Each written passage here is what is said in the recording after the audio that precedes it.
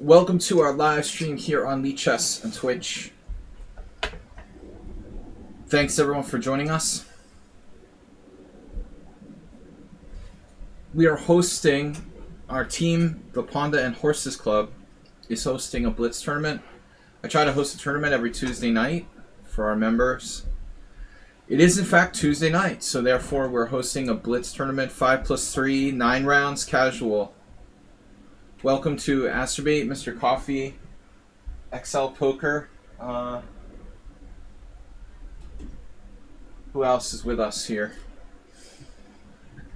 I was telling Astrobate and Mr. Coffee, I just had to turn down playing in a round robin GM tournament this weekend for free because I can't afford to be a professional chess player.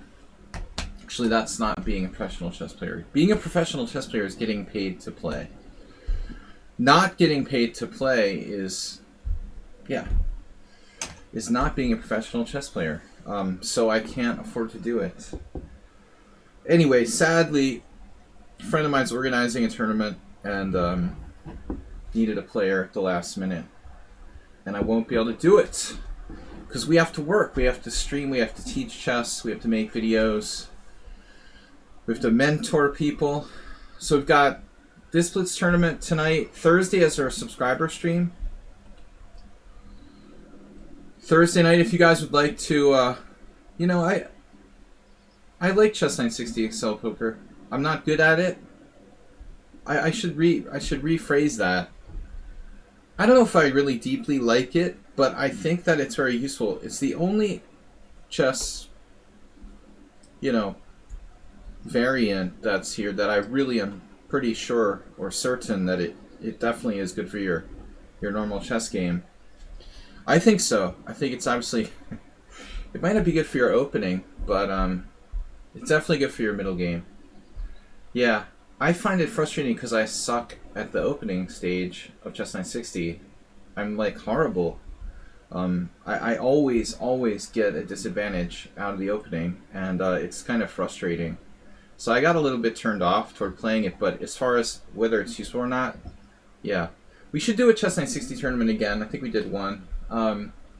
So guys, check out the tournament here.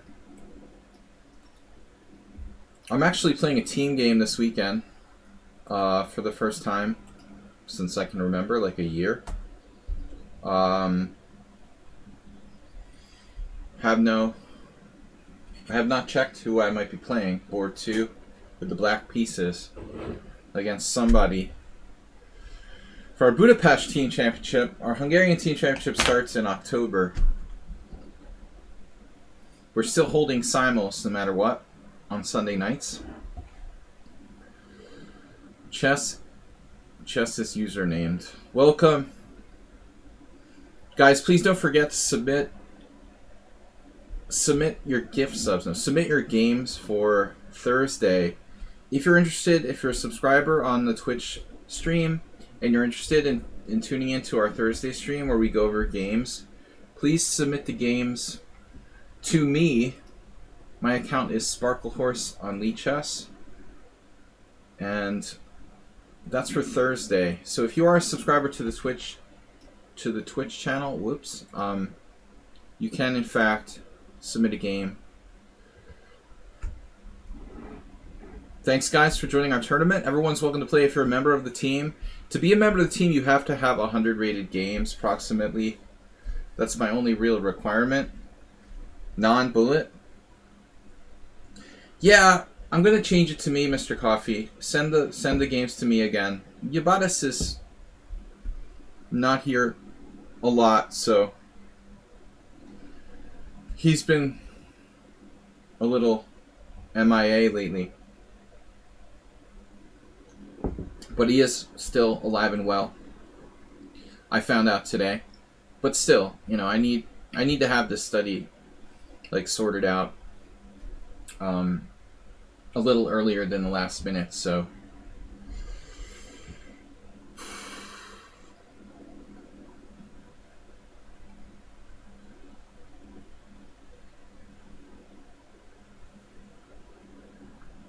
6 minutes till tournament start.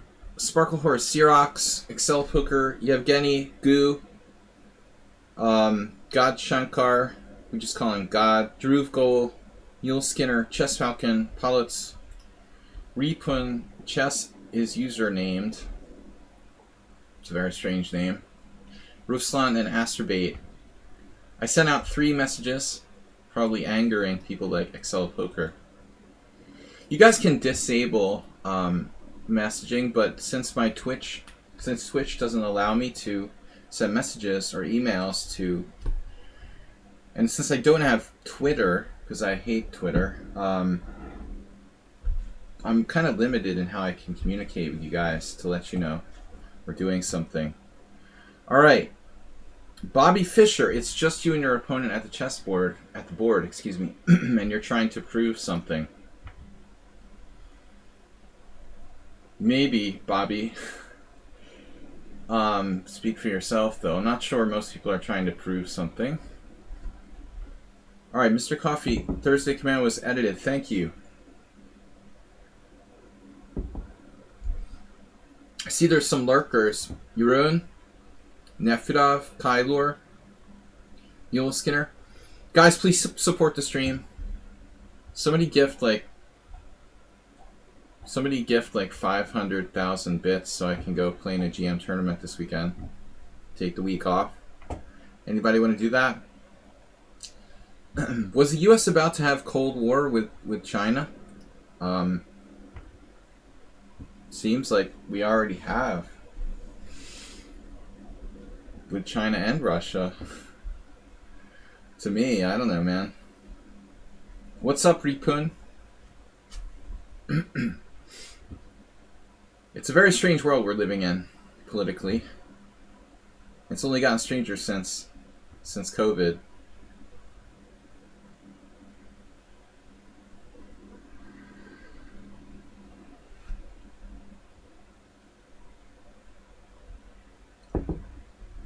COVID war. Maybe could call it cold COVID. Schieberspieler, what was it I saw that you played in? Some kind of rapid tournament? I noticed your name in the list of finishers in some tournament, but I couldn't find it when I tried to look it up on Chess results.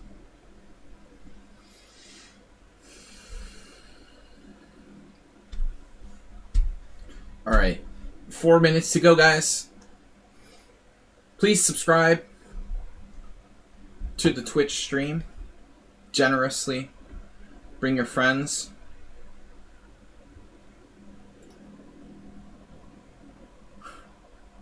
Right. Alright then. Alright, we've got 3 players from Hungary, including myself. Xerox, Sweden, Excel Poker, Sweden. Sweden is well represented. Yevgeny from lichessville. A number of players from India. Mule Skinner from Spain. Chess Falcon in the USA. Not enough Western players. There was a random rapid tournament. Another good last round. I lost from a piece up and finished 5th. I was wondering how you didn't finish the top. It was sort of strange. I didn't even recognize who the winner was. Hegedus Jula. I'm not sure I even know who that is. I mean, I know there's a famous Hungarian figure named Hegedus Jula, but I mean, the chess player, I don't even know who that is. Is it like a 2100 or something? Alright. But disappointing, Schieberspieler. We don't talk about over-the-board tournaments. Former teammate of yours. Kyle Mine, welcome back. Long time no see. Edward L. Rick, also back the last few weeks. Mule Skinner, a lot of old friends here. 2 minutes. Last week's tournament was very strong. I advertised that pretty hard. Looks like it won't be quite as strong as last time, which was rapid. But still, we have 16 players. Here's a link again. This is Blitz, 9 rounds Blitz casual. You can enter until halfway into the tournament.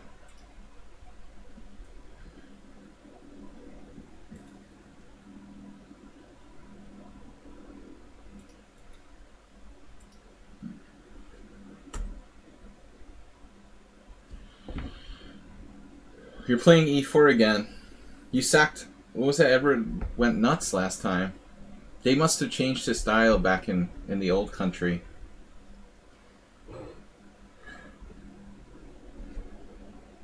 Alright, someone in the chat? Yeah, whatever. Alright, the guy's just driving me nuts.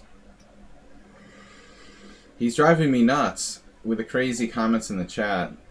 Claiming all kinds of stuff. He's like asking to change the time control of the tournament. I wish I could like block chat for people in the chat room. Princess Chess, welcome. Yeah, a lot of FIDE Masters are 1700 in Blitz. It's very standard. Of course. 1700 lichess, which makes you about, I don't know, 1600 over the board strength. But you're in FM, okay. That's like, that's really believable. Less than 1600, probably. Yes, settle down there. But unfortunately, I can't. I can turn off chat altogether. Or, you know, it would suck. You should be able to, like, moderate the chat and, like... You should be able to moderate the chat and just, like, block some people. That's... Since it's my chat, you know, it's my tournament. You should have a moderation feature. High fives to Astrobate from Princess Chess. Chess Falcon, good luck. Alright, this is Blitz. I played a couple games today. I played a little bit last night, anonymously. So I feel like I'm not completely out of practice. I've been... Uh-oh. We don't talk about that. The Summon on Sound Gambit.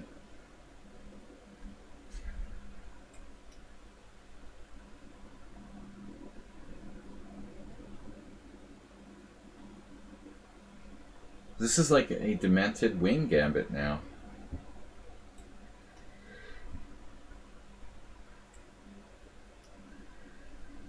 Maybe I should play knight c6 there. That's interesting.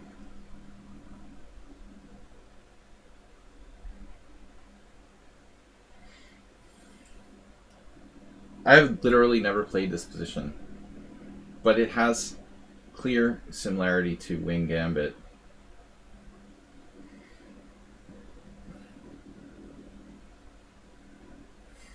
I'm going to assume my opponent has, however, played this position before. F6 is actually interesting. It looks pretty risky.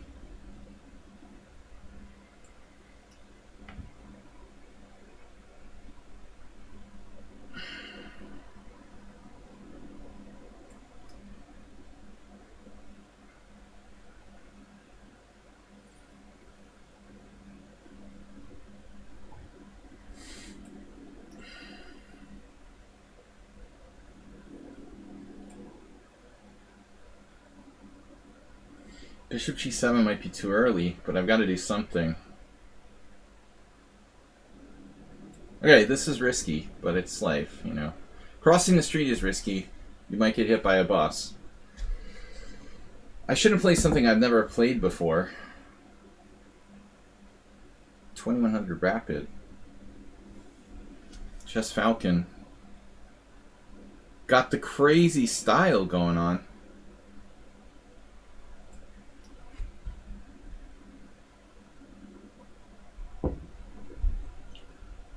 Uses no time whatsoever, facing a title player who's 500 rating points higher.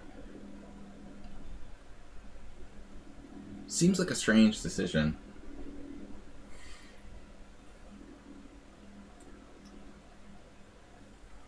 Or not decision. Man, yeah. Crazy shit happens. I mean, for a French defense player, I guess this position is like a walk in the park, baby, you know? But I never felt comfortable playing black side of the wing gambit, for example.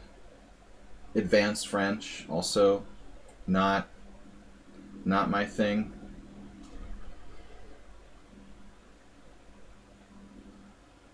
Onions have layers. That's what Shrek said. My position has layers. There's like this layer up here. There's a layer back here. E6. Fully agree with what? You agree to disagree. I like development, but I also like keeping my pawn structure alive. I like winning pieces too, though. I mean, F4.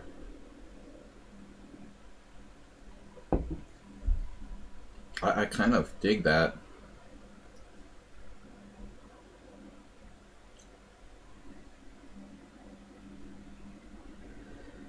Winning pieces is good. Pieces parts. Man, look at the bishop. Chess Falcon is kind of like an American version of Ripun. He plays too fast without thinking. I can't even begin to like lecture enough on that subject. There was some title player earlier streaming on lichess. It was like 10-player bullet simul or something. This what are they doing? They're like destroying chess. This is supposedly like a WIM or WFM or something. Why are we like destroying chess by hosting 10-player bullet simuls? But it's not just them. I mean, it's Magnus, everybody. As if like bullet chess is chess. Pretending that bullet chess is chess. Making people think that's normal. Yeah, this is a winning position. Just have to be a little bit careful.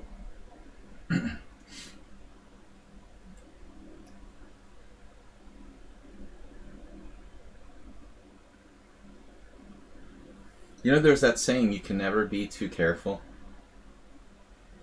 We say that in English. I'm not sure it exists in Hungarian, for example. Can never be too careful.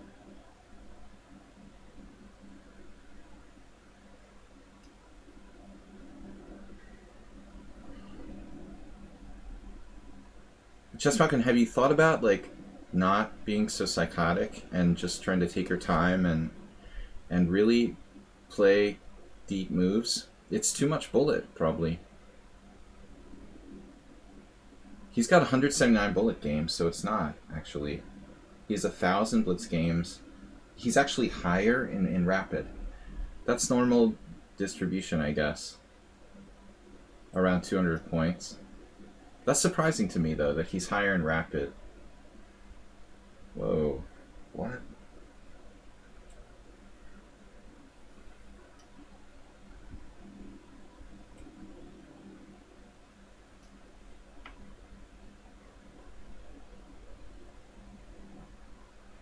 Just way too much emphasis on speed is like destroying people's chess.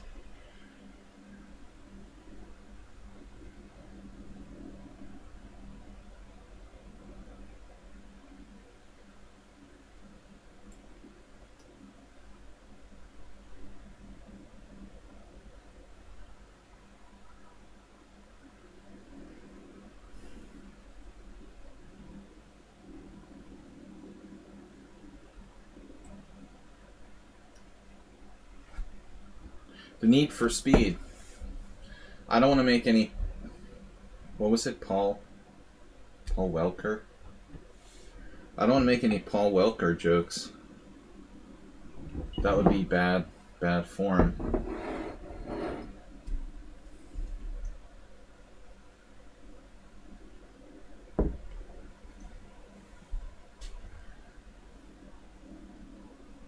So I'm up a rook and a piece. Nearly. Right. Gotcha.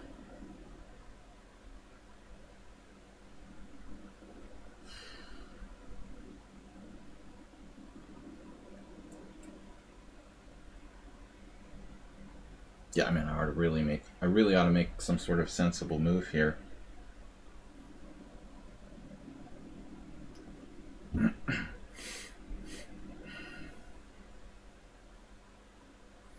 Is this the right channel for average level chess? This is the Dude, we mostly do bullet chess here.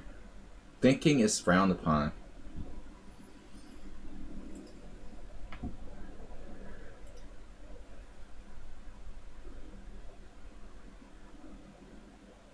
NFS was good. Uvlem, you're in need. You're in Gran Turismo camp? Oh damn. You like a video gamer? You went to video gamer camp or something?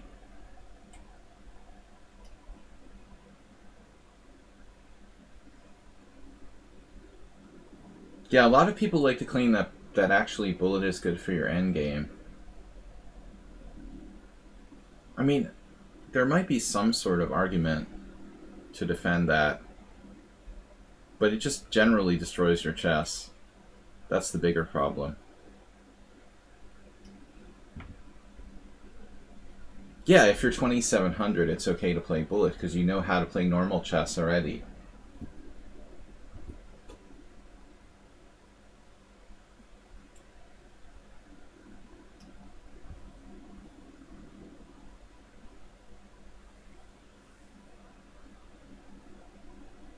Lots of sarcasm today.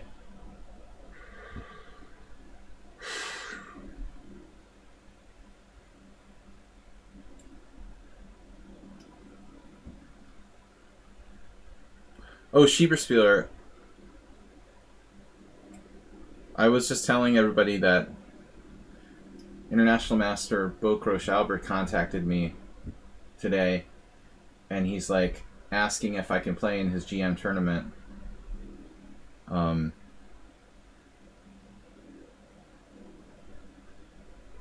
It's so sad, and I can't play because I need to work, you know.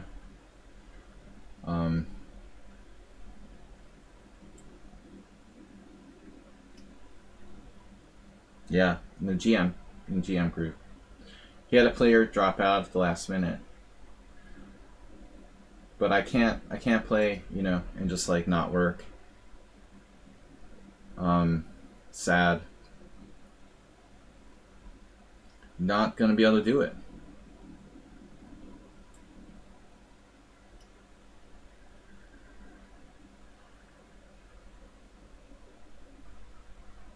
Like, I can play for free, you know, but I need, you know, I need to get paid to offset what I lose from not working.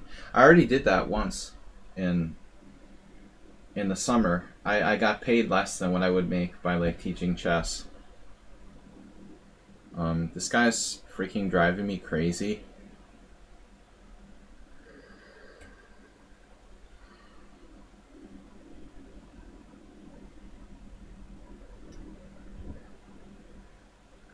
You're down a rook and a piece and not resigning.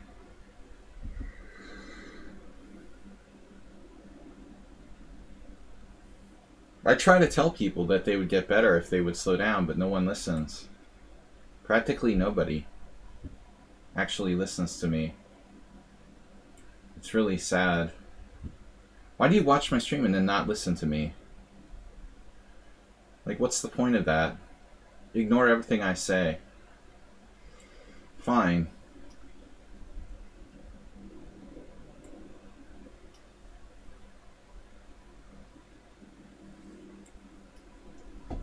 Alright.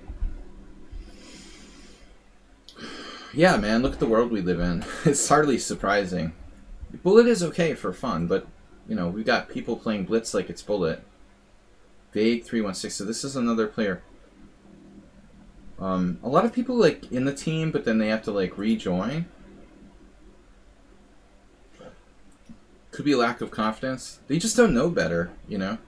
They watch streams on chess.com. I don't know. Euron in first place. Ruslan, another bullet master. Xerox, Excel Poker.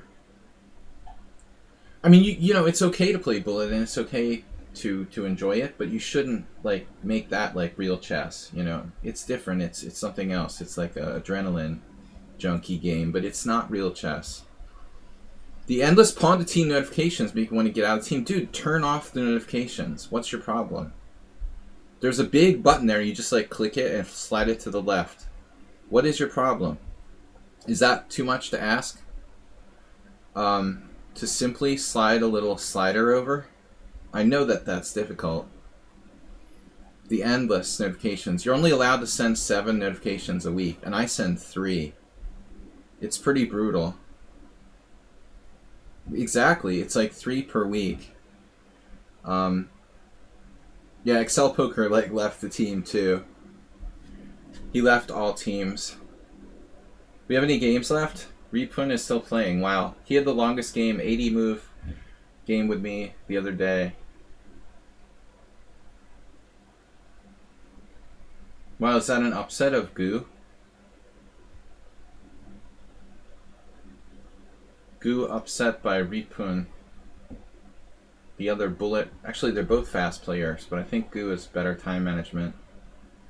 Alright, I thought we had a team request. Speaking of time management, Excel Poker with Palos, our other Hungarian players. Hungarian players tough today. Wow. Pretty tight game by Excel Poker. Just one blunder and some inaccuracies. That looks like an average graph for me, actually. 37% upon loss, 1 blunder. How did my poker tournament turn out? I made a terrible play. Well, I mean, it seemed logical at the time, but... You know, it's funny, because in chess, I'm not that intuitive, but in poker, there's a tendency, because my knowledge is slightly less than chess. I think there's more of a tendency for me to rely on intuition more in poker. And I've played literally tens of thousands of tournaments. I just intuitively made this all in, and it was just no good. The guy was very strong, but his play was strange, and it didn't really make sense. So I can rationalize it all day, you know, what he was doing didn't make sense because he was a noob, but it's hard to play against noobs because they do random stuff, you know. With strong players, it's a little less difficult. With random players, you know, I mean, sometimes you just don't know what the guy's doing. Why is this guy over betting and check raising me on the flop? It didn't make sense. Well, you gotta make excuses. Why do I get another time player?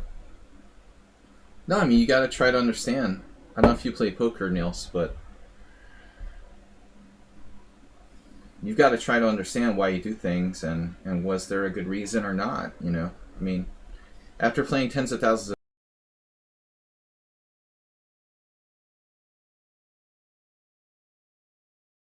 of something, he's a noob, for sure, and then he does something that doesn't make sense, you know. One of my first thoughts is that he's bluffing. If he had a strong hand, why would he be acting so strong so quickly? I was pretty confident, like I was ahead, actually, and very surprised when the guy showed me a strong hand. I wasn't knocked out of the tournament, but it was leaving me in a bad situation. So, but it was a pretty standard thing. It wasn't necessary.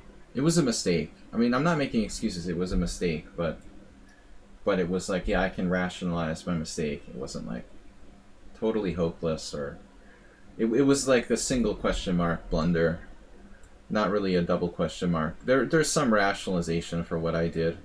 This is an unusual variation. C5, CD5, CD4. I think it's, what is it called? Actually, this is a semi-Tarash. Farago Ivan plays this with black.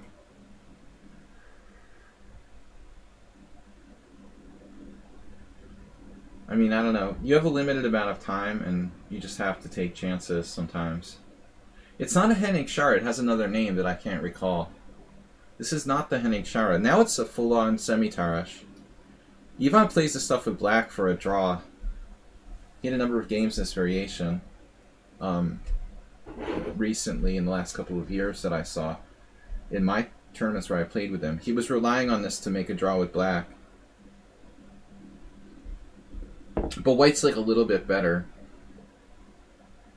You should actually know this in a way, Schieberspieler, because you are a semi-Tarish player. Well, it's not really a standard variation, though. Knight takes e4, I've never seen that. So he's supposed to play bishop d7.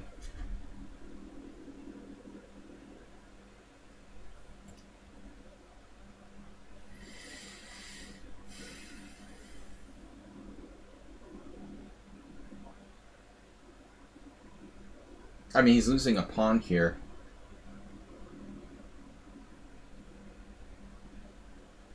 Obviously. Which way? No, he's not losing a pawn, clearly. Like, queen d5, okay. So I take here. Queen a5 check. That's alright.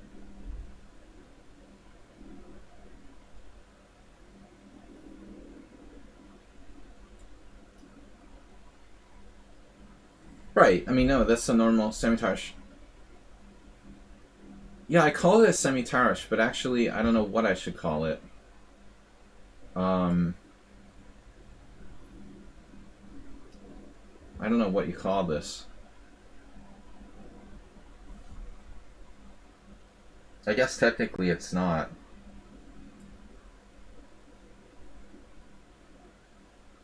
Looks a little greedy to take that pawn. Let's not say we did.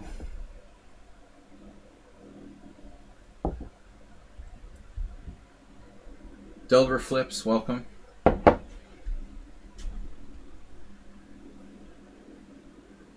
Yeah, I'm trying to think how Farago would go about getting this variation.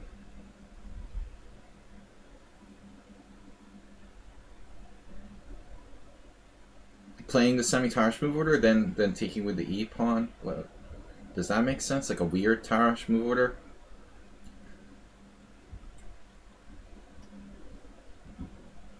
He already beat Gu in the first round.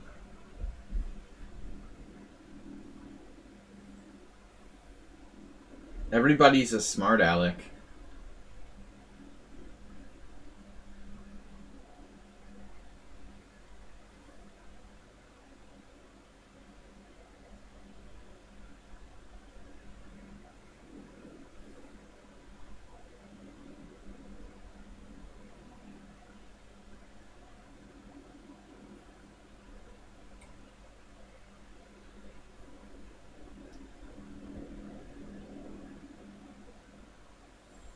Yeah, playing semi-Tarish, then ED. Something like that.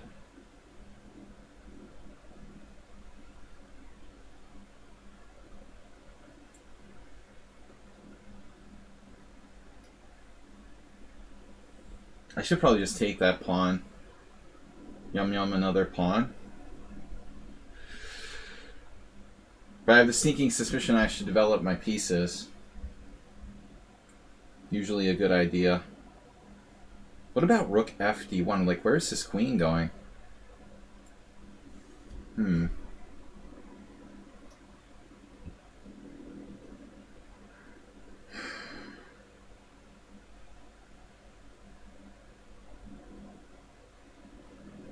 know, that's the obvious answer, right? Why don't I see that?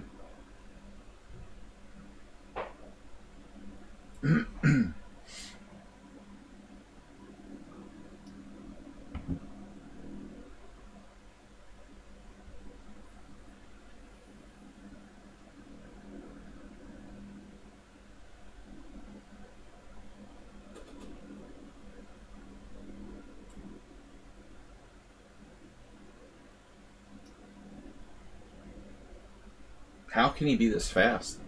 He's 2200 in rapid. 2200 in bullet, I mean. 1600 classical. Makes sense. Except he doesn't make blunders, which is weird for someone who's like 1800 in blitz. I think he'd make a few blunders here or there. That might be a blunder.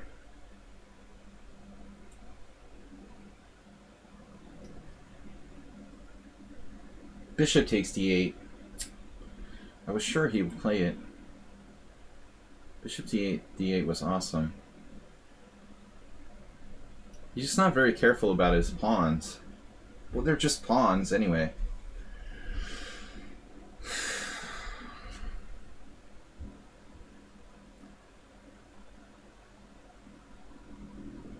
That's the not so sus kind of rating difference.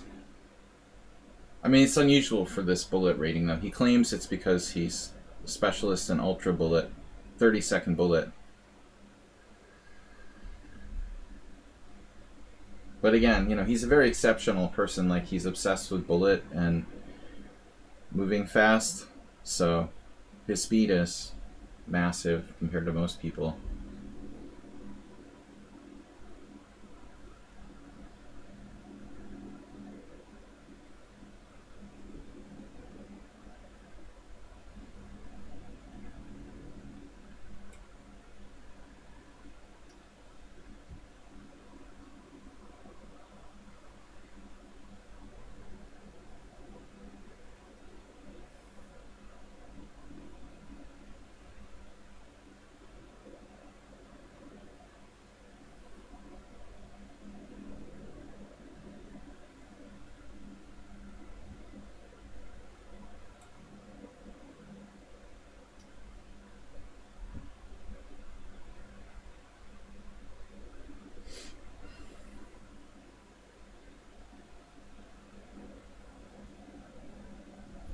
He sees mate in ones. Am I gonna play like every player in this tournament whose priority is moving fast and playing bullet chess? I'd like to play like some of the slower players so we can actually think and have a good game.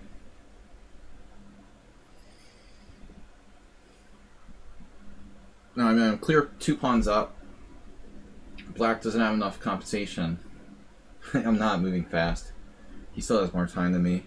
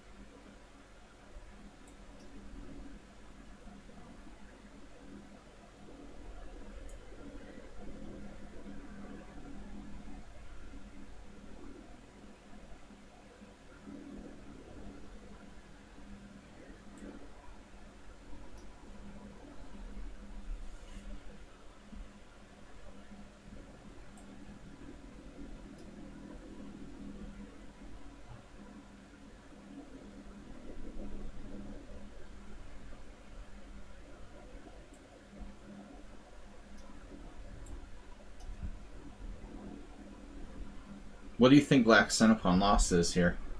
Some mistakes. Some great decisions, too.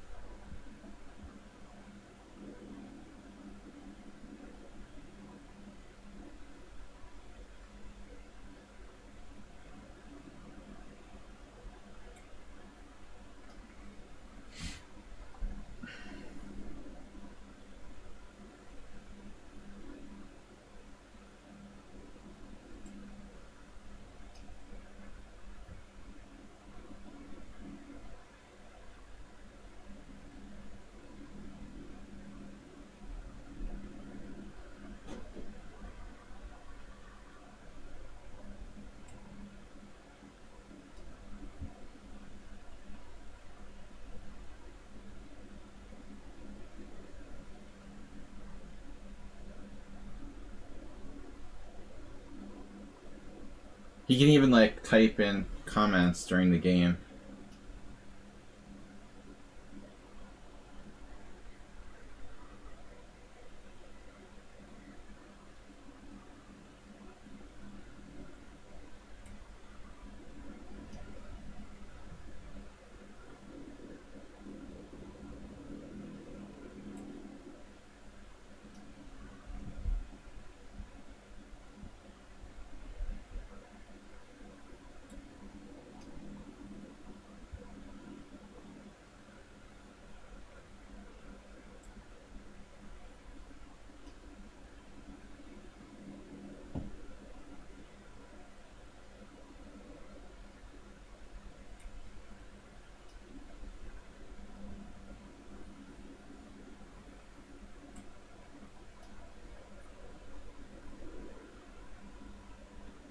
Wow.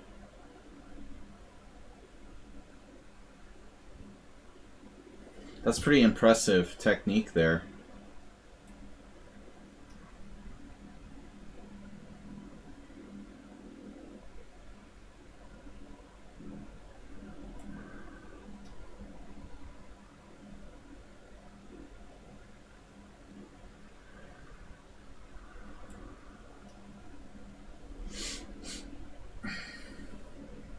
For someone who's like 1700 in Blitz or whatever.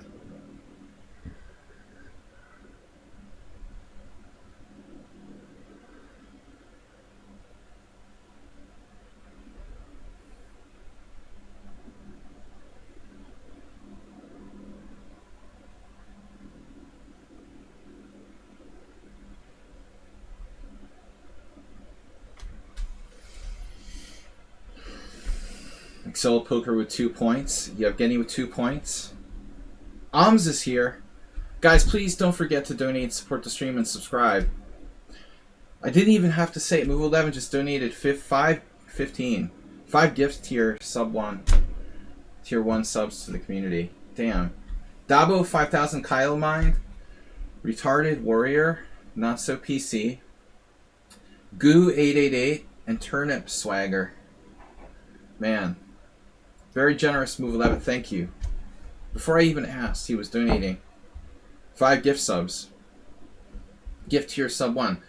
Who's sarcastic? Dude. I'm gonna come on your stream and make fun of your grammatical mistakes. Alright. We've got Excel Poker, Sparkle Horse, Viktorovich, all with 2 points. Om says 1.5. Next round in 1 minute.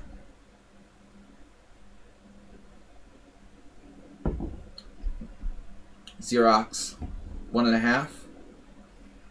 Xerox versus Drew goal. That's an upset draw. By the way, I want to say congratulations to Xerox for getting over 2400 in Blitz. He's been playing well lately. Last time was really, I think, tough. I had a tough time against him. Guys, thanks everyone for playing. Thanks to Move 11 for the gift subs, getting the week started. Be afraid it's like, oh, it's Xerox. Xerox has been playing on my stream a long time. He liked the all 2200 ratings more. He had all 2200s. Dimitri used to do that. So what happened, Cheaper Spieler? Tuesday is now Palinka night. Our last hype train was a long time ago, Move 11. I didn't even remember what a hype train is. You gotta have like 5 different people donate or subscribe in a short period of time. Our last hype train was long ago. Okay, Yevgeny with E4. I'm gonna be serious here. What was last game? Oh no. Gross.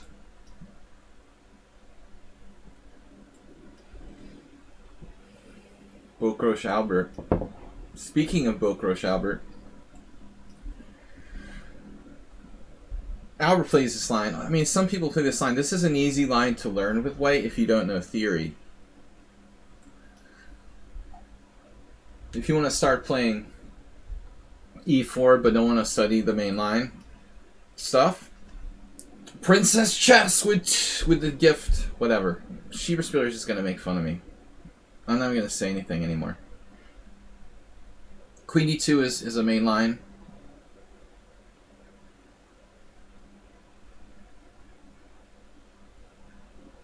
Looks pretty standard to me. Well, we could play rook fc8, rook fd8, princess chess with a gift sub to Greppo. Greppo. Not Greco, but Greppo. No relation to Greco. Greppo. It's time to go. Uh-oh. Knight d5. That's awkward. This is known, I guess.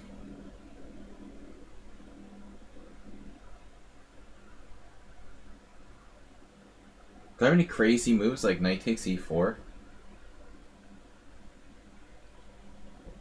I never fell into this trap. I guess it's a trap.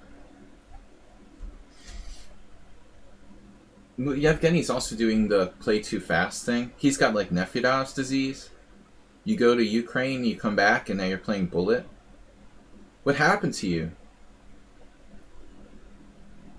You've been like transformed into an e4 bullet player when you used to be like a Karpovian d4 player who took his time. It's very strange. Knight e4? Knight c6, knight d2 check. Takes, takes, takes, takes. That's not healthy. We got to do it this way. He had a transformation. Used to be a parking lot, but now it's covered in flowers. Yeah, a little Talking Heads for your enjoyment.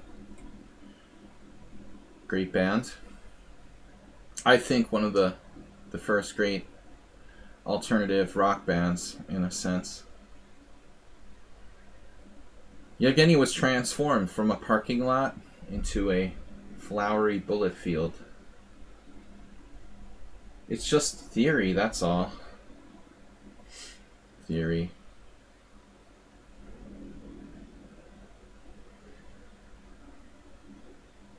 This rubbish variation doesn't deserve to be called theory.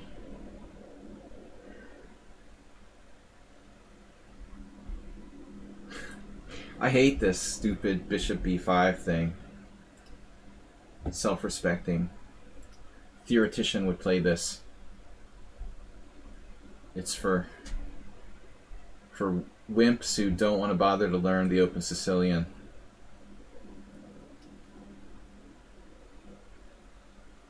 Wimps who are too lazy to bother to learn the Open Sicilian, basically.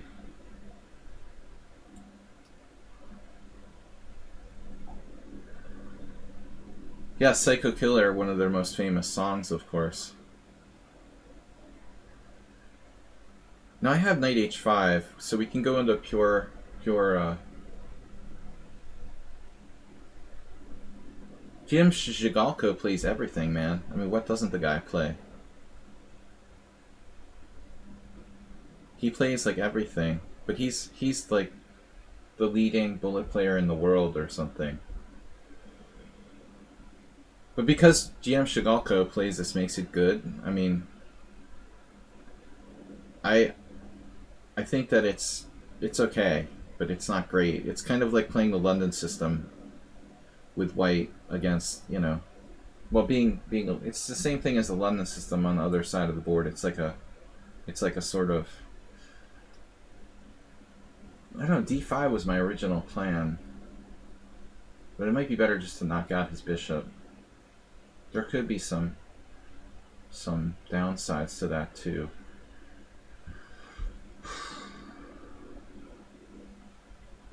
I mean, Mamedyarov plays the Budapest Gambit, but does that make it a good opening? Not really. I mean, a lot of good players play stupid stuff. I think it's okay. You know, it's okay. But it's like, as a Sicilian player, I can't, in good conscience, like, recommend these things like that are sort of what to say. It's like a sort of robotic, easy to play, but not really dangerous variation. The real deal is the open Sicilian. I have some respect for c3, a proper Rossalimo, and that's about it. You know, I mean that's all you've got. You know, that's really good for white. The only three things that I respect are the open Sicilian, the Rossalimo, and c3. Basically, other than that, you know, it's just like white has equality at best. The toilet variation. No, I mean, this is a variation where white cannot get an advantage, so why would I, you know, respect it? White can equalize, you know, objectively. White can get an advantage if black makes a mistake, but if black plays the opening well, you know, it's nothing for white. The c3 Sicilian and Rossalimo, you know, I can't honestly say that. The wing gambit. Well, Aldisto's not here tonight. You can respect them as players, but objectively, the wing gambit is lumped into those openings where that's even worse, you know. The Mora gambit, like, just barely equalizes. The wing gambit probably leaves black, like, better by 1/10 of a pawn or something. So I've got pawn takes e4, rook takes d8, rook takes d8, rook takes e4, rook d2, rook a5, rook takes g2, rook takes a7, check, king f6, clear into the endgame. Interesting. Pawn takes pawn, rook takes d8, rook takes d8, rook takes. Yeah, I mean, I think that endgame might be holdable for white. I have another idea.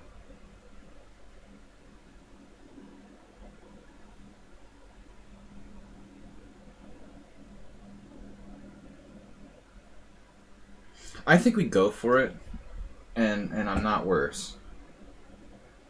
My time is getting low.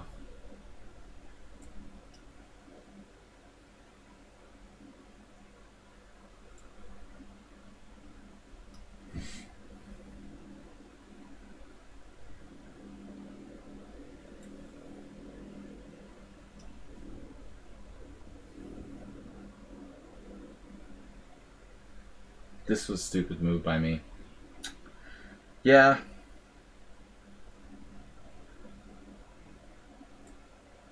Now I might even be worse. Maybe not, but I should have played rook d2. It was a huge blunder. It's ridiculous. I have to play rook d2.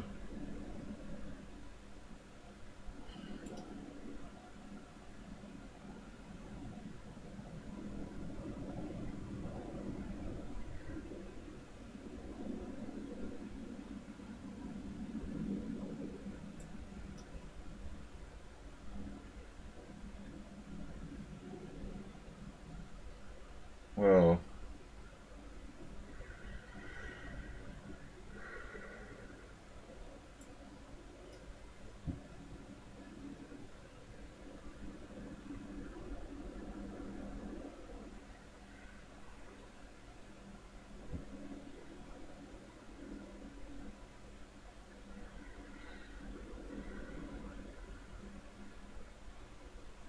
This is a complex endgame. I don't know what to say.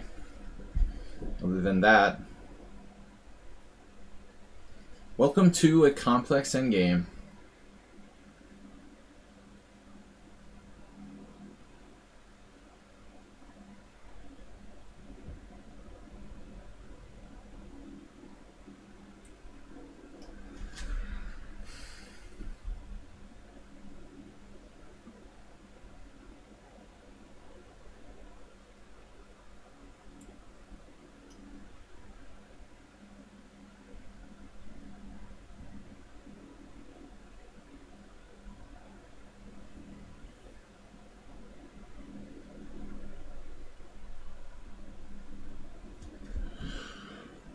Yeah, I mean, the thing was I panicked because if I played rook d2, he could have been smart and played g4.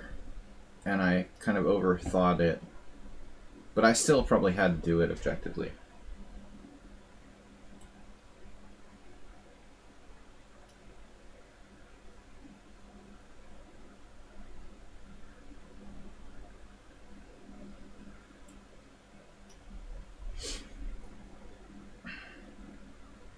Oh, G4. Damn it. Didn't fall for it. He didn't fall for it.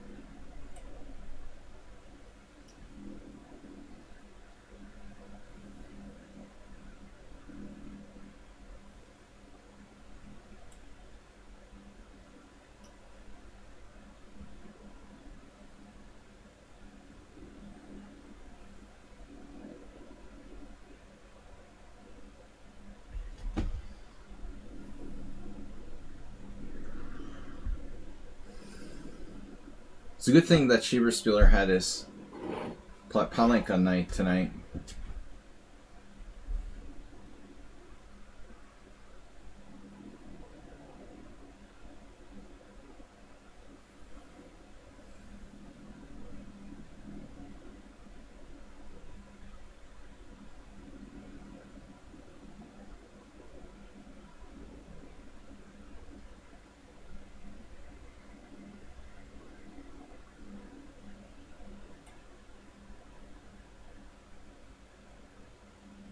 Yeah, I think we should just go. He didn't even think about it.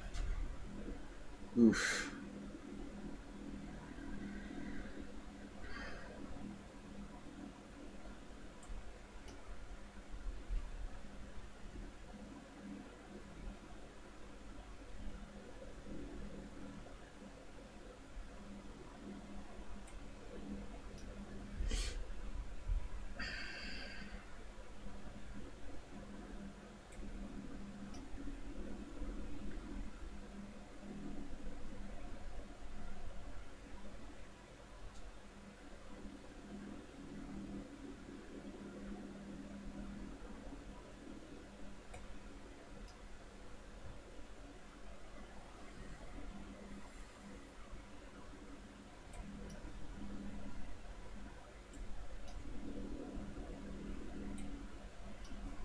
How is he so freaking fast?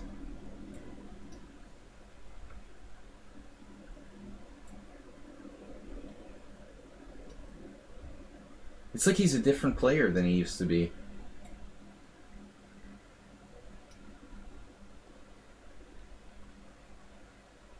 It's really weird.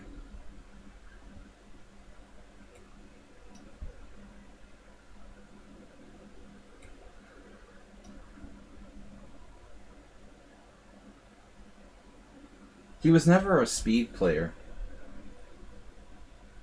Same thing with Nefedov.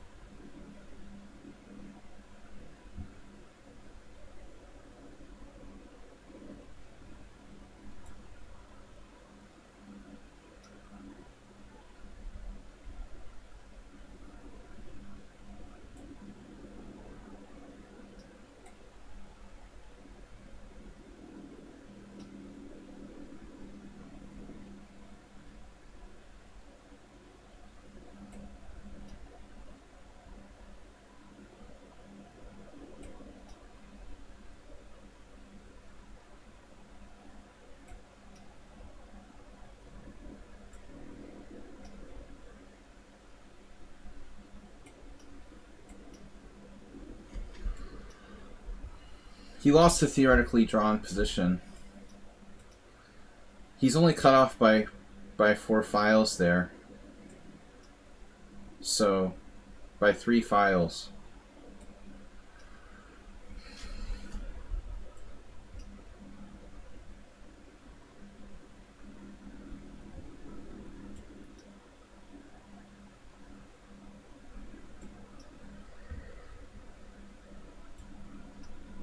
I don't understand why he can't resign here. That's weird. Alright. Tilt anger, not resigning. Alright, 3. Xerox says 2.5. Oms with 2.5. Thanks, Oms, for playing. We haven't seen Oms much lately. I saw Oms did a couple blogs. You guys want to check out his profile? Oms has some blogs. Bloms.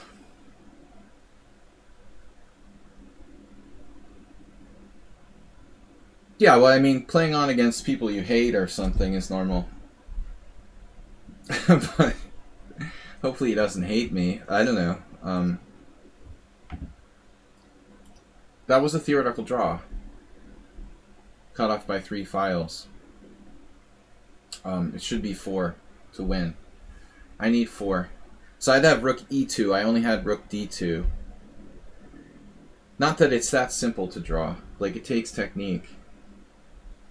Is it hard to play without a real pause? I have the longest game every round, I know. It's annoying.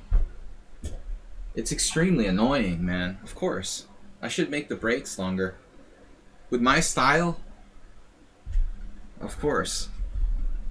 Of course it's hard. It's terrible. It's a huge disadvantage to have a grindy style. Be like King Crusher and just like play like a caveman is much easier. You play like cheap openings, caveman style stuff. Your games are over, you know, win or lose in like 30 moves. Life's much simpler. It's like Xerox or Oms. Excel Poker lost a game to somebody. Who was that?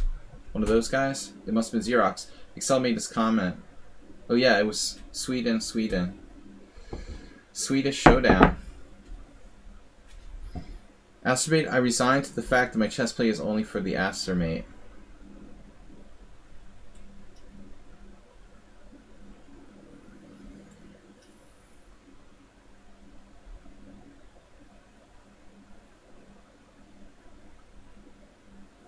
And what does Oms play again? The Tarash?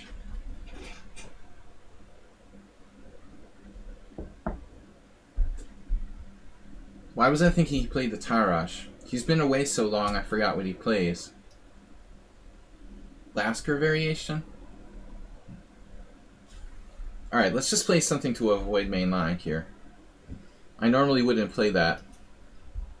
But maybe we could just get an equal position and take him out of his book. I have this in one of my correspondence games. Oh, never mind. It's a little different.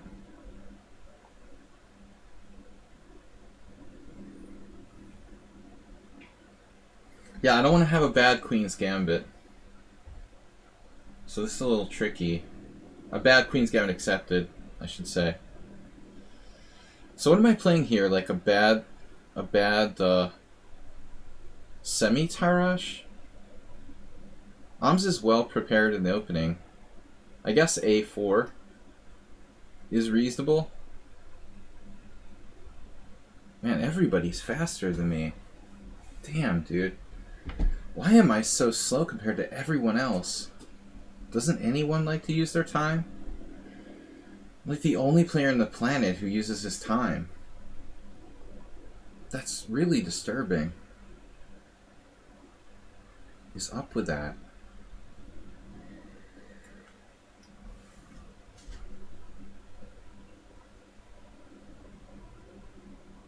Oms is like on 10 seconds. His ratings are up a little, too. I remember Captain Caveman.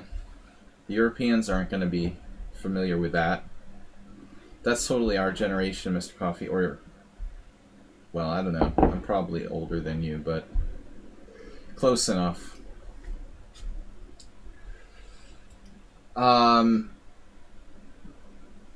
Yeah, it's a weird semi-Tarash. Like, my pawn is on A4. Wow. Knight B4. I feel like I'm playing the Roy Lopez now. Astermate in the house. What is this?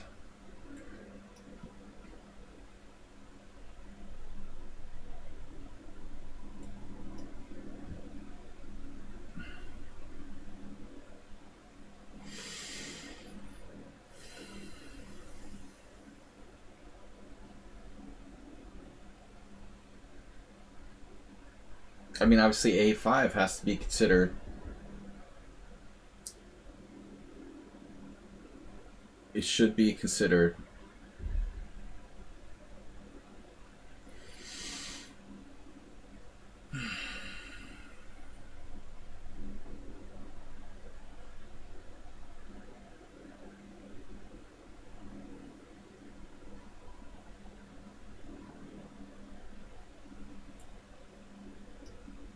I don't know. I don't know what to do. The boob tube. That's an old terminology. My papa used to say all the time. Don't hear that today. I guess boob tube is probably not PC somehow. You're not allowed to reference boobs.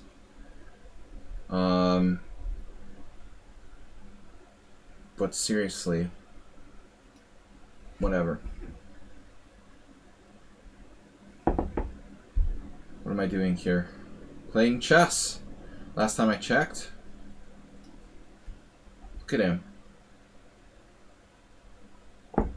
Man. What is the boob tube? It's the television. It's a tube for boobs. In the old days, the old television sets had these things in them called tubes, you know, and when they went out, the repairman had to come and like replace the tubes on the back of the set. So it became the tube, and a boob is like an idiot or something like that.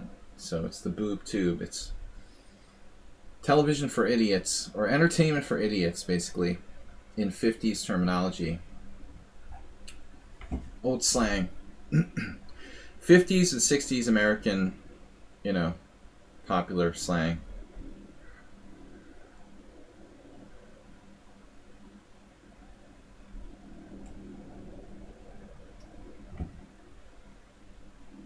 I feel like I'm playing Morales. He liked to do this too. And I have some ideas.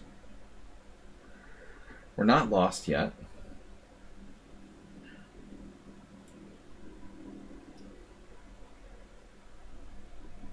Not lost yet. Have a plan.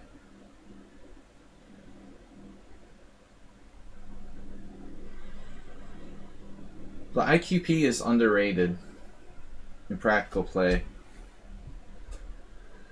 Boobs have a different meaning too.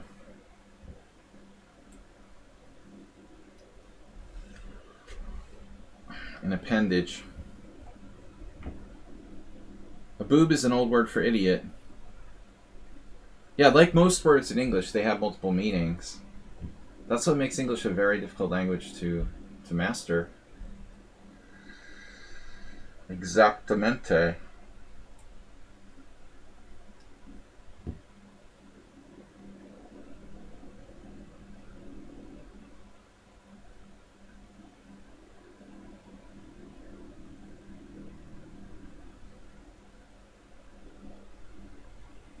Roll them out.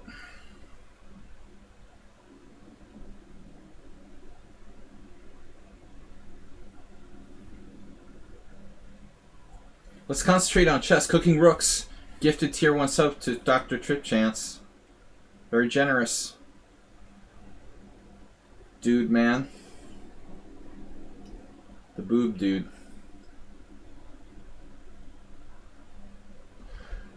Welcome to the boob dude.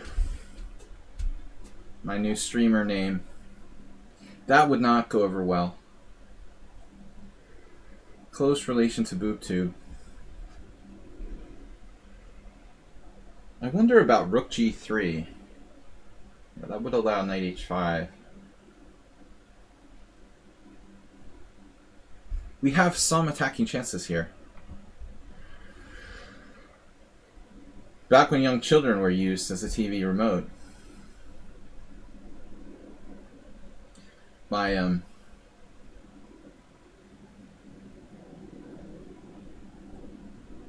Cooking Rooks, what's up, man? Thank you for the gift sub. Sorry you can't play with us these days. Working too hard. Why is your name Sparkle Horse on lichess? Because it's a it was a band. Sparkle Horse is a tribute to a singer who died and was a musician that I liked.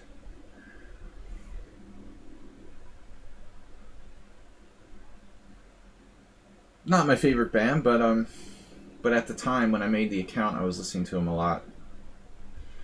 So what are we going to do here?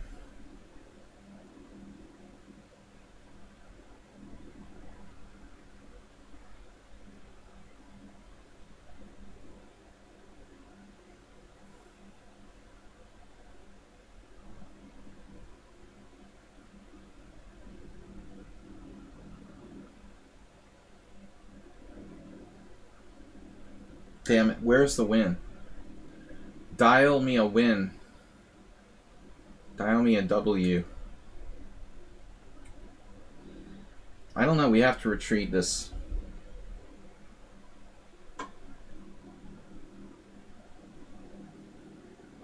We don't have to.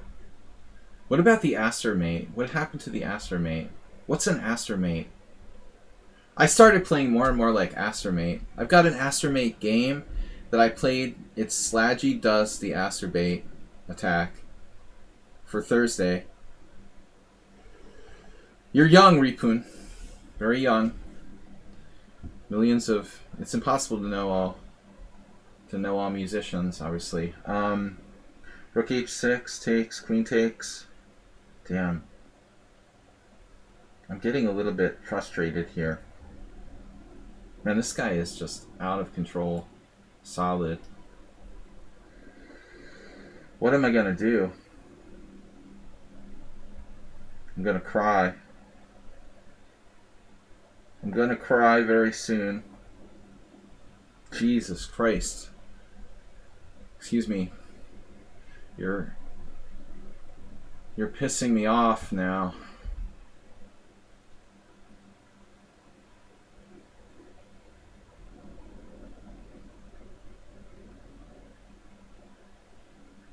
This sucks. He defended it. I can't believe it. With my freaking rook on h3 and all my pieces in front of his king, he can defend that. That's unbelievable. It's ridiculous.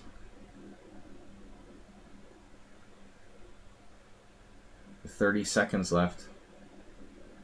It's so sick. And I have no good move.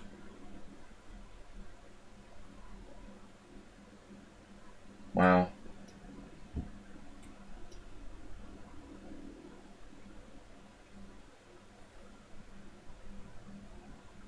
It's unfreaking believable. And knight takes. Because that's easy to find too.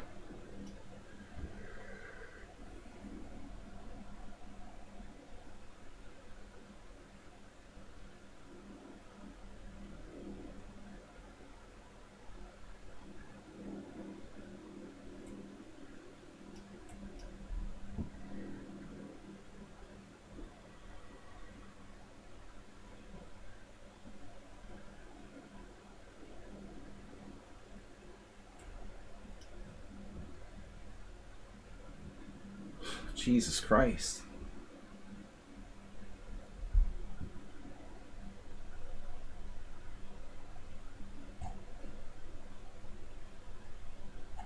Forgive my wonderful language, but I'm pretty irritated here with the way things have gone.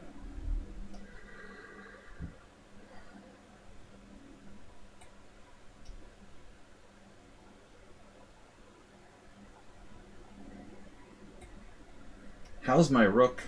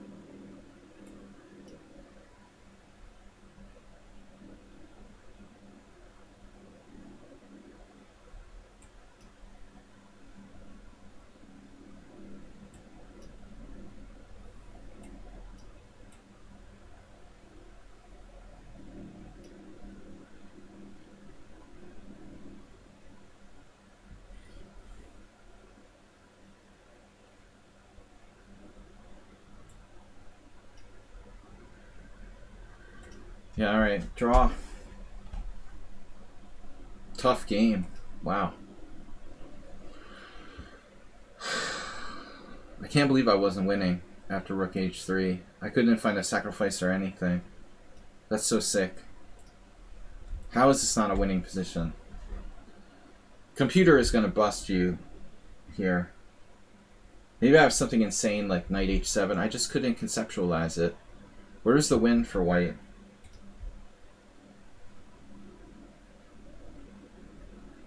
I'm not winning. The computer says I have nothing. Wow. That's so sick. I thought I was like better, and it's just unsound. He can't take the knight, but I don't have any threats. I guess I'm just overconfident. He should have just taken this pawn. The computer's just like, take the pawn, whatever. It's unsound. Wow. Damn, dude. That was seriously... optically looked good for white, but I guess I had nothing. Eduardo KS. Did I have the longest game again? Is it time? Again? Someone's challenging me. What's that? Hello? Hello? Hello? Can we go back? Are there still games left? Did I not have the longest game? Dude, again. Like, all the games are over. Yeah, man, I really overestimated my position.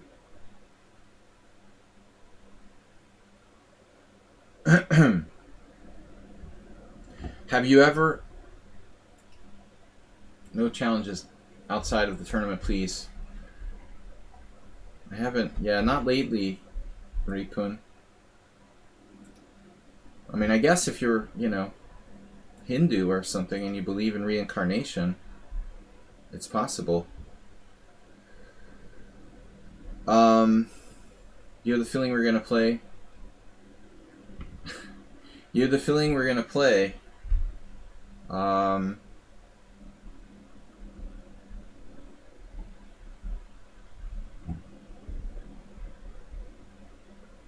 Do Hindus believe in reincarnation? Or just like Buddhists? I don't know anymore. I forgot everything I learned in religion class. Now I forgot.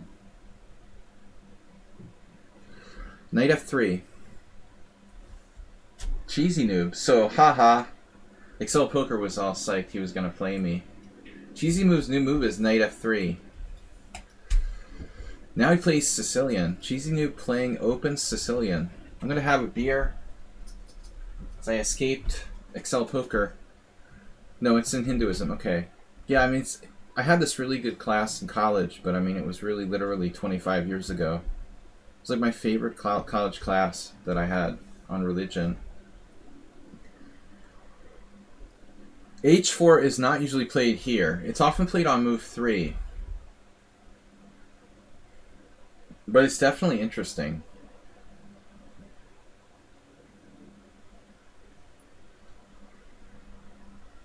I had a game today, E4, G6, H4, and I checked it with the engine. I used to think like Shirazi was a coffee house for playing that, but you know, white actually has an advantage after E4, G6, H4. It's interesting. It's sound. You'd think it was like stupid, but it's not. Okay, knight f6, e5, knight g4, bishop c4, d6, queen b3. I hate playing h5. I hate like reacting. No, I don't think I've ever faced this move on move 4. It's quite interesting.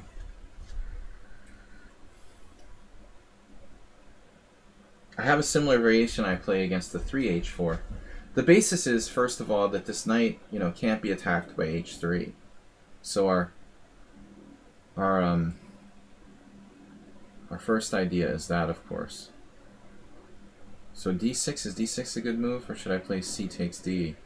Not usually a fan of that. I lost a piece like this against Akopian, where he did h4 on move 3, played Knight c6 allowing d5, and then knight e5, knight e5, f4, and my knight is trapped. d6. I feel hungry. I have the munchies. Cheesy Noob is not playing like himself. We have a lot of that going around. A lot of that going around lately. But now bishop e5 would be a little more Cheesy Noob-like, because he would have the ability to trade a bishop for a knight. Cooking Rooks, are you playing? You're working. No work. No work and all play. Makes for an interesting life. But,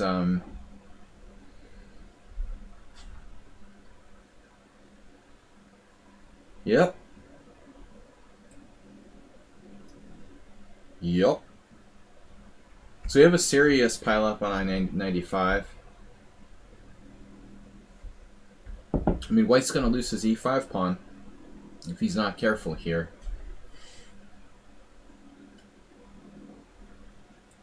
That's when Cheesy Noob feels great satisfaction. When he gets to sacrifice one of his bishops for a knight. What's regarded as the minor exchange in ancient chess lore. Will you play the GM tourney about which you were talking in the starting of the stream? No, because I'm freaking poor.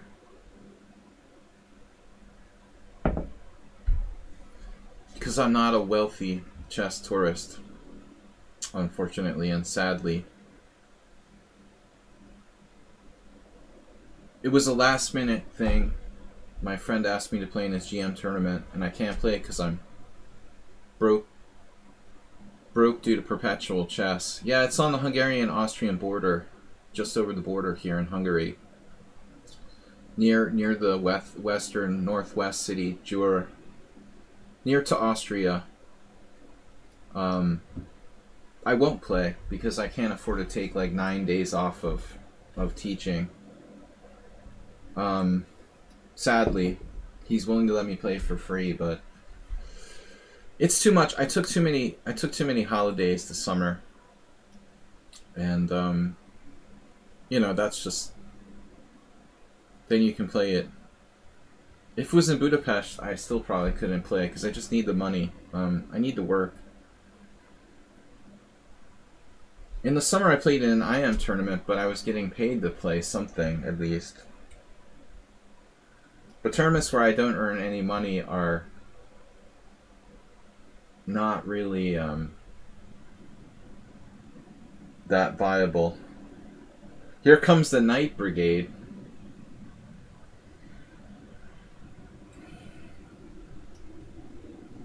No, I don't think it's prize fun, Repun. Typically these tournaments, I think I told you this before.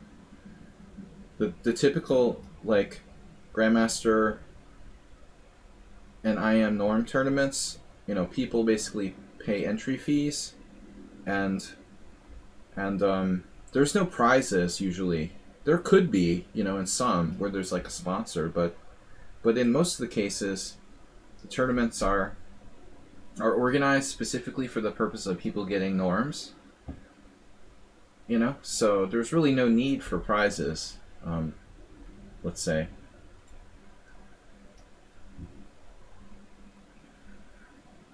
Nine-day holiday, yeah.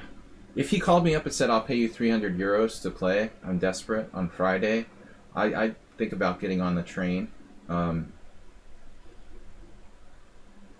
We'll see. But, I mean, he doesn't want to do that. He's trying to organize this tournament for a profit, or at least not at a loss. And, you know, if he's desperate and calls me up on Thursday night and is like, look, I'll pay you 300 euros to play, and give you accommodation, I would think about it. But if I was independently wealthy, I would play. I would already be a Grandmaster, you know, honestly. Not to be arrogant, but if I could play like unlimited Grandmaster tournaments, it's like Arena Crush. It's an eventuality that you'll be a GM norm. I mean, objectively, I think I'm as good as her or better. Just to pick out someone randomly, you know, who got the GM title. Here's a player who was never better than me, but eventually got the GM title because she just played and played and played and played, you know, millions of tournaments till eventually you make a GM norm. If I could do that, if I could afford to do that, I would probably be a GM too. But, you know, I have limited resources financially.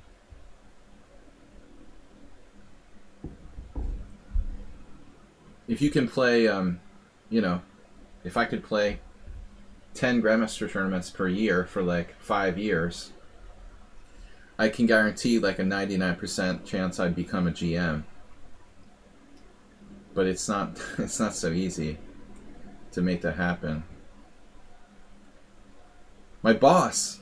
No, I mean, I'm just my boss. I am my boss. My boss would get angry. I could do it, you know, but I can't in good conscience, you know, not earn any money for 9 days. I have a tough boss.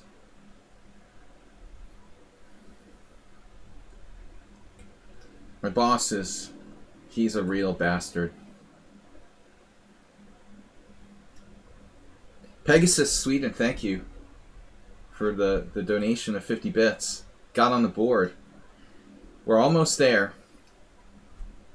If I get another $300, maybe we'll play in the tournament. But I'm not, you know, I'm not telling you guys about this to beg for money or something. I just it's sad, you know. It's sad in a way. But I don't mind, you know. I'm really, actually, to be perfectly honest, I'm not really informed. I don't think that, you know, I'm going to perform that well, even if I did play.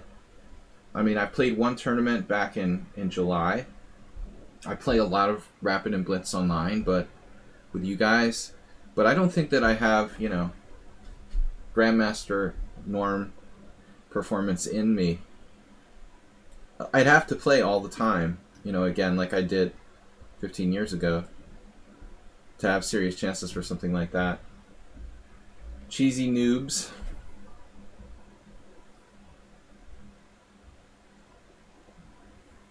But I don't think I've ever, like, turned down playing in a GM tournament for free before today. Honestly. As far as I can recall.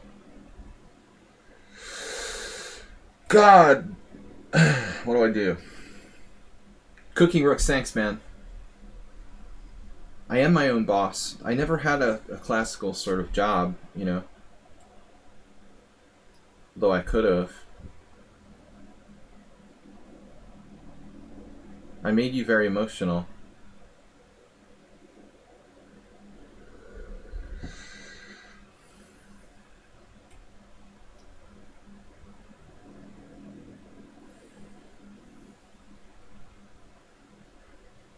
Can I be added to the team? Yeah, if I ever have time between my games. I have the longest game every single round. Mr. Coffee, can you add to the team?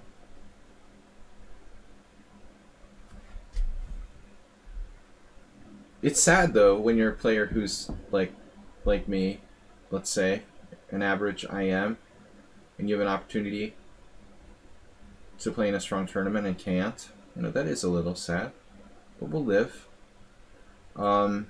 Stop trying to harm me here, cheesy noob.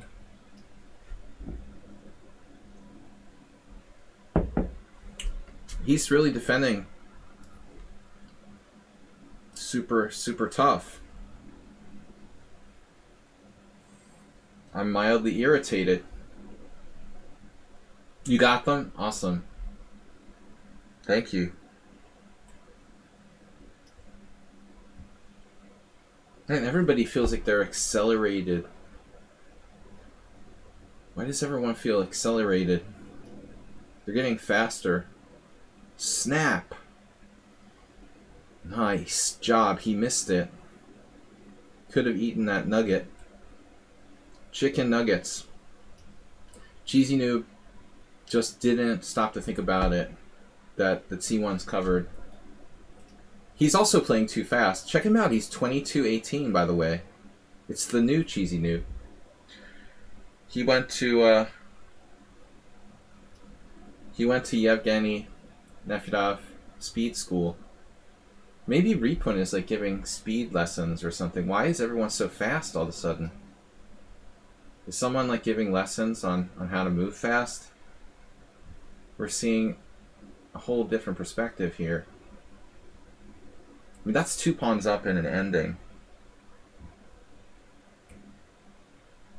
I can't believe that I can hold this.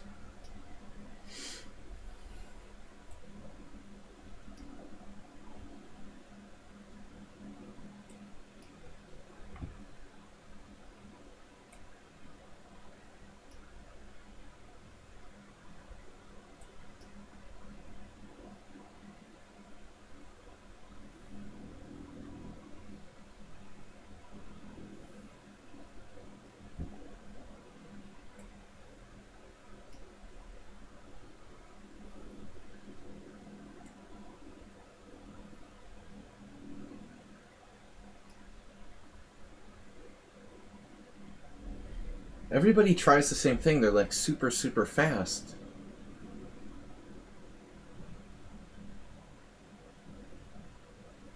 You once wrote in a 1300 tournament? Once wrote in a 1300 tournament that I can coach you at very less rate. When a person actually took a lesson preaching. Oh, yeah. Well, I mean, there are people who do that kind of stuff. It's not unreasonable. It's a skill. I hate bullet, but it doesn't mean that I don't respect, the skill involved. There's a skill involved. You can teach that skill to someone. That's respectable.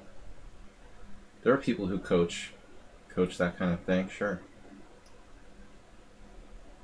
But it's not a substitute for chess. That's my problem. People that think that just bullet is just normal chess. Alright, guys. Can you please not hurt me here? Damn. Jeez, and it was 4 pawns down in the minor piece ending. Yevgeny did the king and queen mate. Alright. Wow, I have a chance to analyze someone else's game. Yevgeny versus Miki. I almost had the longest game again. The second longest. Oh, right, Xerox. Yeah, Hikaru wrote a book on bullet years ago. Exactly. So there's skill to it. I understand that. It's like more... Yeah, it's a thing. Just because I hate bullet doesn't mean I have no respect for it. But, for me it's like video gaming or something, it's not chess. I think I never obviously purchased Hikaru's book on bullet chess, but if what I heard was correct, he emphasizes endgame technique being important in bullet, and he made a big effort to improve his endgame. That's when he jumped to being one of the best players in the world, I think. Hikaru was not traditionally that strong in endgames when he was a kid, and he really worked on it, and that's what made the difference between him being like an average grandmaster and I think super strong. Probably. Alright, back to tournament.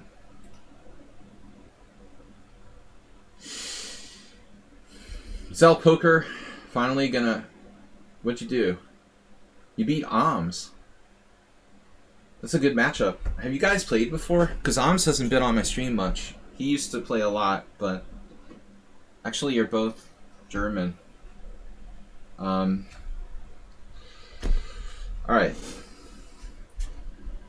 German battle.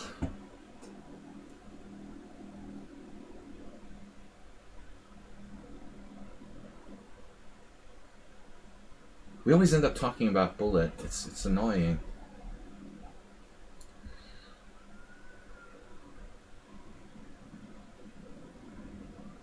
Oms is a good player.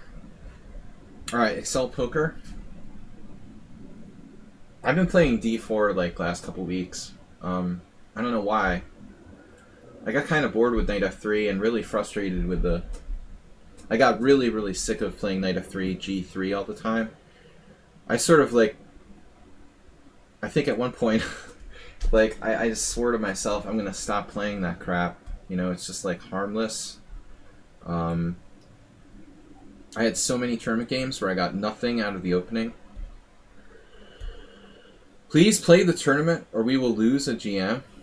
No, I mean, you can't make a norm in one tournament anyway. I need like 3 Grandmaster results in 9-round tournaments, or there are no, like, technically you need 27 games, okay? In the old days, in the 50s, 60s, 70s, 80s, there used to be like longer tournaments sometimes, but it's very rare. I mean, basically these like 13 round robins don't exist anymore. So you really have to make a GM title in 3 tournaments. You can't make it. Yeah, unfortunately, I only got to like 2468 or something unofficially. I also have to be over 2500, so I'd have to lose a lot of rating points and then like catapult up or something. Maybe the best would be to go down to 2250. No, I don't know. It's just really hard. I should have been more careful when my rating was high. Honestly. Now it's not easy to do that because they have monthly ratings. It used to be like you could catapult your rating up because the ratings came out like every 3 months or something. So people would do crazy stuff. They would like lose points on purpose. I know people who did this. They would lose points on purpose and then like catapult their rating up by playing like 100 games in like one rating period. After they got the rating really low, it was like a trick to gain rating points.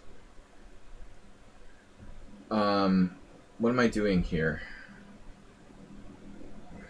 Gambit style. Whatever, I don't know. But now it's not really possible to catapult your rating because of monthly rating and live rating. I disagree with FIDE. I think that the system that's in place with K factors is unfair. Younger players who have played less games have an advantage because they can like raise their rating really fast, whereas older people like me who have an established rating are stuck. Because I had over 2400, now I'm like punished. Because I used to be over 2400, I'm punished with this like K factor of 10, you know? That's what I get for being a strong player. I get punished with a low K factor, so my rating is like stuck forever. Whereas like 12-year-old kids with their first ratings can just like gain 100 points in one tournament. It's totally ridiculous. Anyway, I'm just ranting. I'm just ranting here. Whatever. Knight d5, otherwise known as a developing move. But I'm stuck with a shitty K factor. It's 10. It takes forever to gain rating points. It's like, even if I played like 10 tournaments, probably the max I could realistically gain would be like 50 points. Seriously, if I could gain like 50 points in 10 tournaments, that would be a massive gain. There are people with 40 K factors who can gain like 50 points in one tournament, you know? I'm stuck with a low rating, and it's like, it would take forever for me to get it up to 2460, which was my max. It would literally take me like 5 years of playing full time. Thanks, Ripun. Bye. I guess he's out of here. So I'm just enjoying a beer, hanging out, ranting about the FIDE rating system. But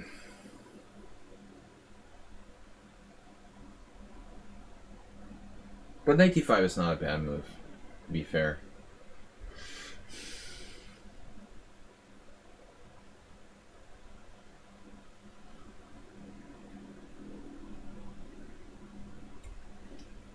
What do I have compensation here or not? That's the question. Yeah, I need to start over again. I mean, in all honesty, not kidding. If I could start over today with a new rating, I'm sure that I could get over 2400 easily. You know, I wouldn't be stuck at 2340. It's ridiculous. I mean, I'd like to have a serious discussion about it with someone who's like a statistical expert, but because I'm not. But I mean, it seems to me like it's not right. It's just not fair. I should sue FIDE in like a lawsuit for unfair rating system that punishes old bitter players. Did you guys hear about the lawsuit? You know, Gaprindashvili has a $5 million lawsuit against Netflix for misrepresenting her having not played with men, claiming that she had never played with men in the Queen's Gambit, like prologue or whatever. That's ridiculous, of course, but not surprising. Of course she deserves $5 million. She would never earn more than like, I don't know, you know. How is she owed $5 million? Like, it's ridiculous. But it's wrong of them to make this false claim, of course. But it's so typical. $5 million. Yeah, right.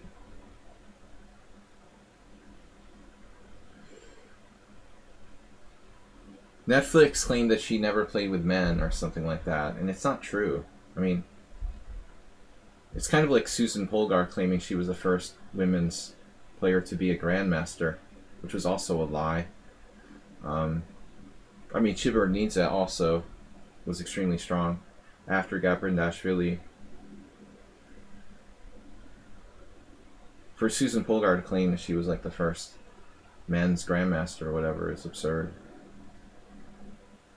Yeah, I mean, but she's obviously getting a lot of attention, and I bet they'll settle with her for something, dude. I don't know. I mean, it's really bad publicity for Netflix, Mr. Coffee. I think they're pretty smart, but I think they're asking for too much. I'd be surprised if they didn't settle with them. You know, they have tons of money, who cares? But it's really, it looks like bad publicity for Netflix. They have money coming out of their butts.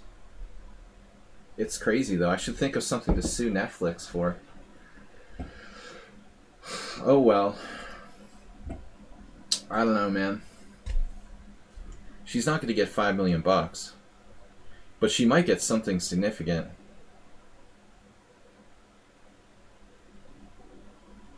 I figure. Go figure.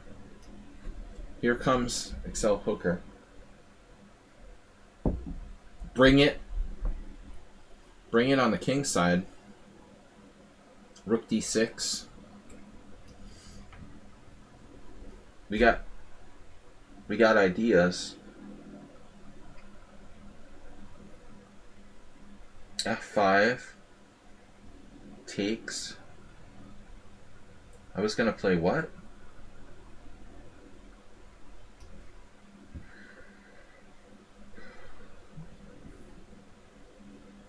I mean, black's alright here, probably, but it's a really sharp position, in a way.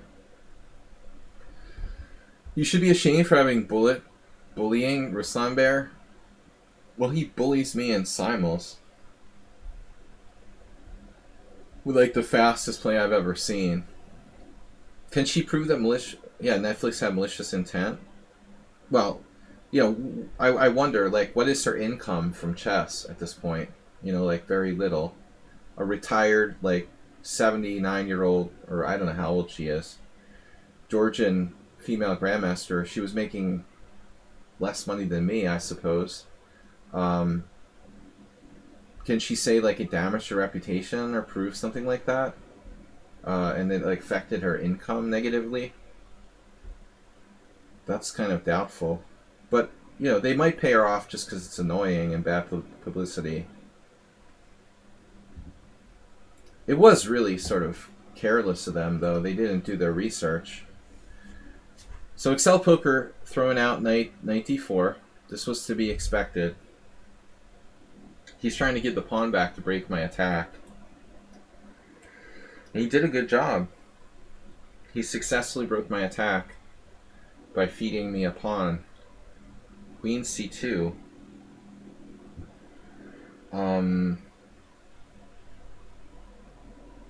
What am I doing?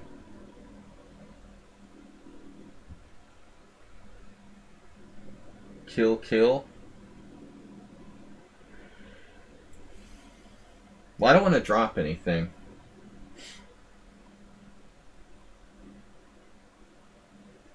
I've been talking too much in this game, though. And objectively, I'm not really sure that white's better. You talk too much. Guys, remember that?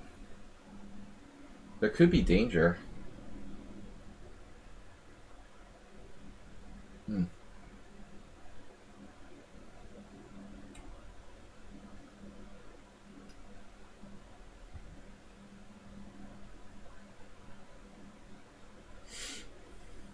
What?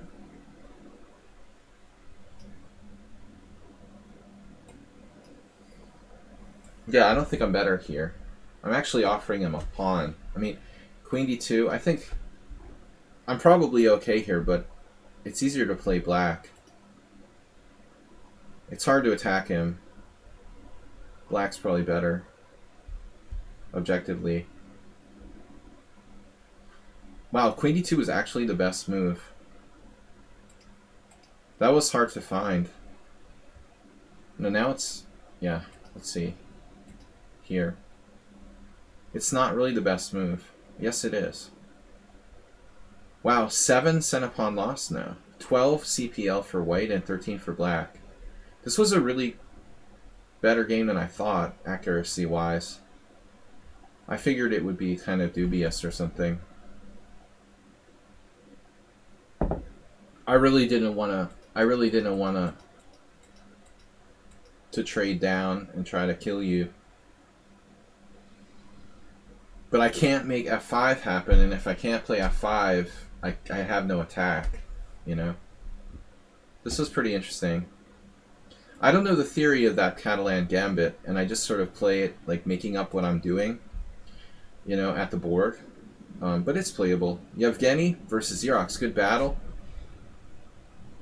Howdy, hello, Megmer. Megmer obviously has a sense of humor.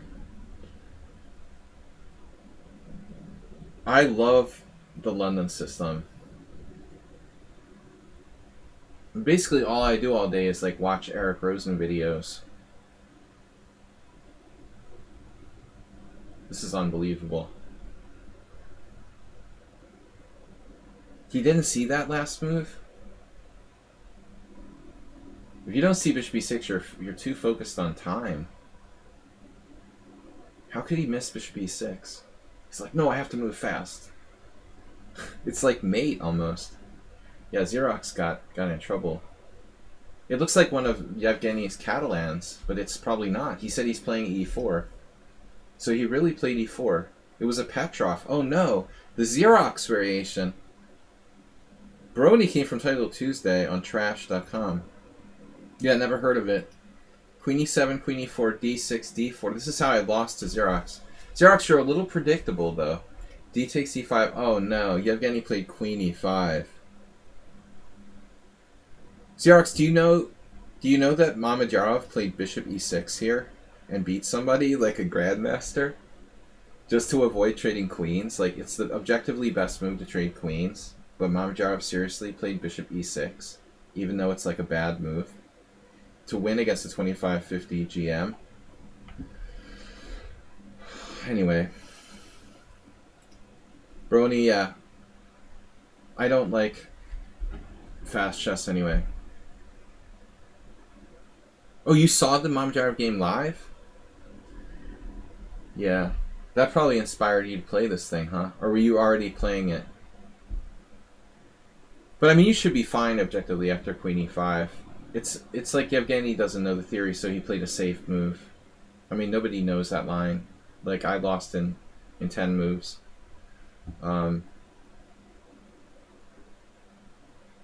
We got past Excel Poker. We played Yevgeny. Oms dropped out. But thanks for playing, Oms, wherever you are. Thanks for the gift subs from Move 11, Cooking Brooks. I wish Move 11 would play, but I think he's working too. All our gift subs are from American-based players. Europeans don't love me. Cooking Rooks, Pegasus. We did have 100 bits donated from a European. There's a theory that Europeans are cheaper than Americans. The truth is that Americans just like spending money. It's not about being cheaper. Americans just love throwing their money around.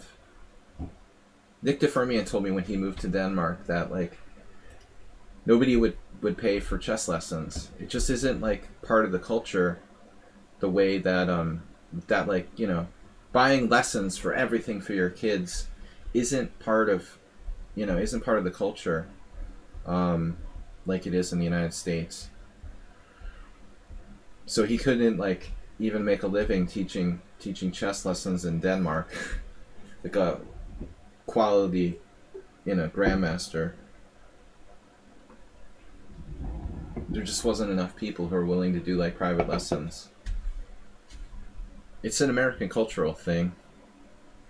Princess Chess, join the tournament. You're probably, see, that's the problem. All of our Americans are working. That's why they're donating more.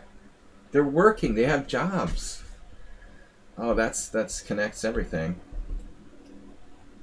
Princess Chess, Cooking Rooks, Move 11.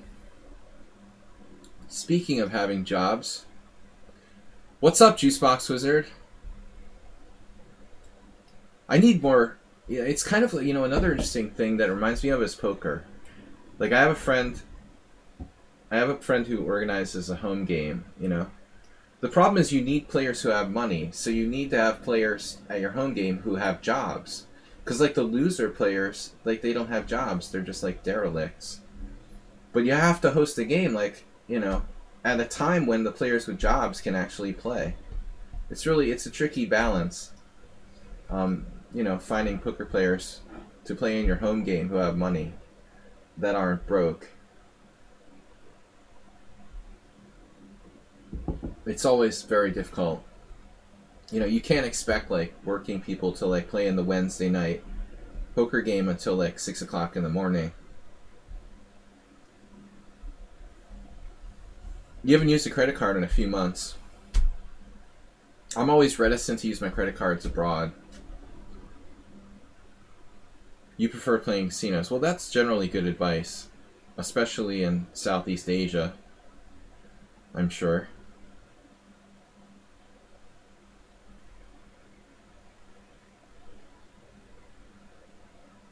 Kyler is like frozen. What happened? The Karaklige. But this is only a move against the Najdorf.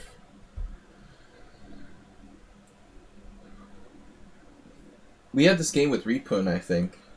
It's playable for white, but it's bad. There was some weird trick, though. Oh, actually, Ripun played the insane move Bishop F4, which looks like it loses a piece, but doesn't. Kyler, thanks for coming back to the stream.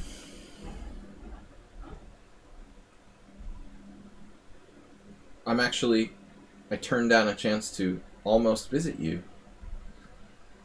There was a GM tournament on the border, the Hungarian border with Austria. I'm not going to play in this weekend. Near Jor. Sad. I'm just not up to playing in a GM tournament, though, to be frank. Like, my last tournament was an IM tournament. I did pretty well.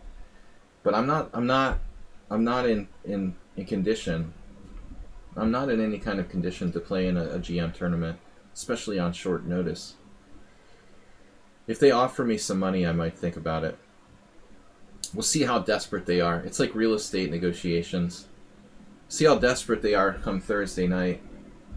There must be something going on with COVID, though, because like why don't they have enough foreign players? Is the Austrian-Hungarian border? Is there some problems like with Austria enacting like stronger COVID rules again? I'm wondering. Something's going on, because why would they suddenly have not enough players? I heard today that's a possibility. Austria is enacting rules again. Whereas Hungary is like pretending there's no COVID. Here, basically, you would have no idea that there's like a pandemic in the world. Almost no one wears masks. There's no prohibitions, no kind of restrictions at all.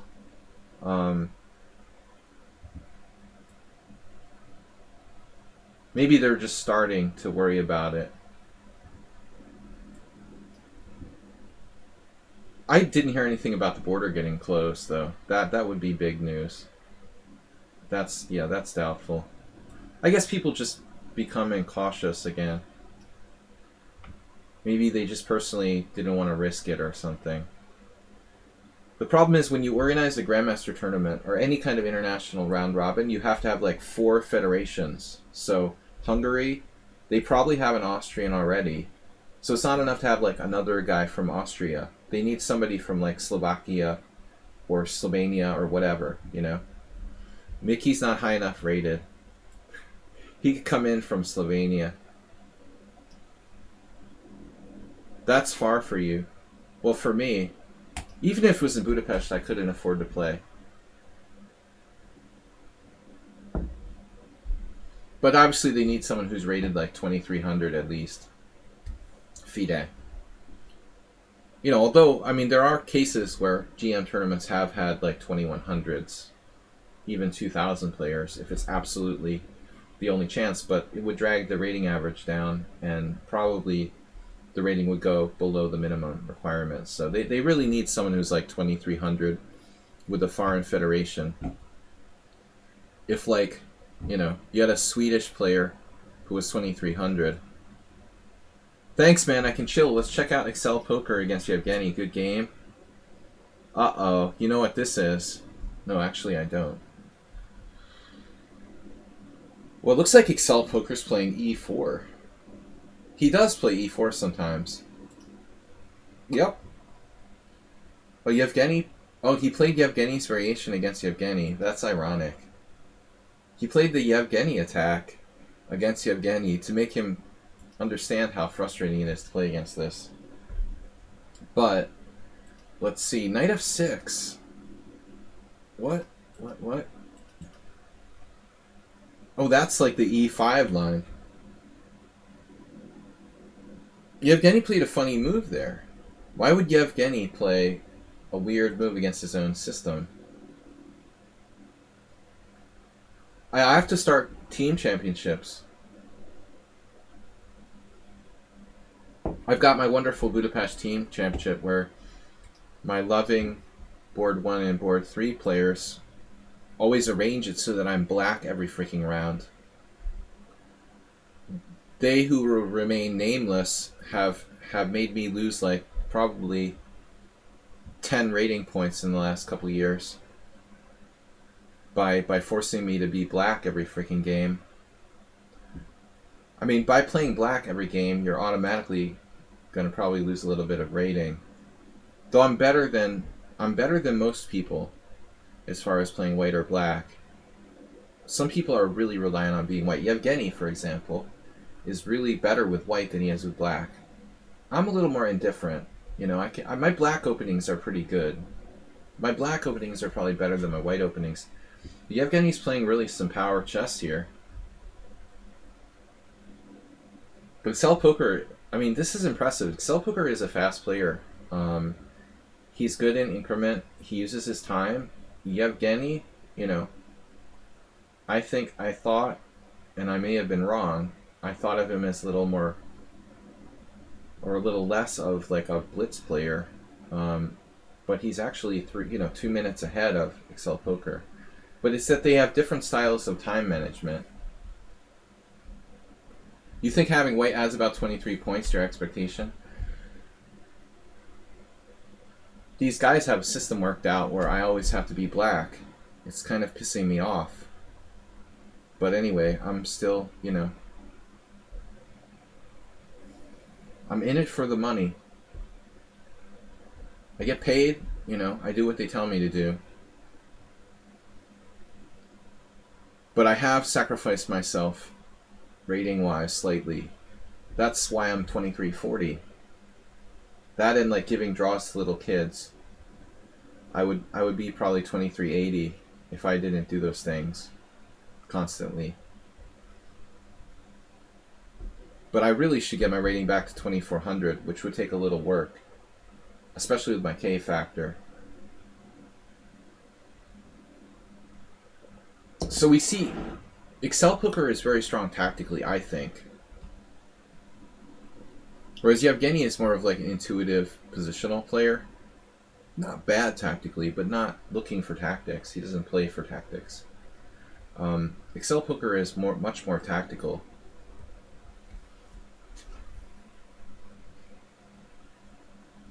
Wow, look at that. The Karpov.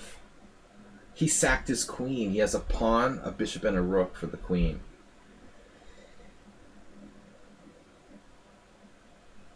Wonderful idea. Very possible it's enough compensation. The main thing is that black has a solid structure. You know? If he didn't, he would be done. But with a solid structure, maybe this queen sack is valid.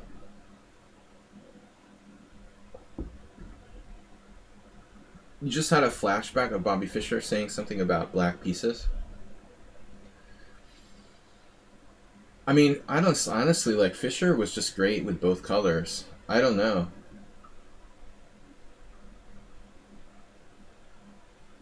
I don't recall his comments on the subject.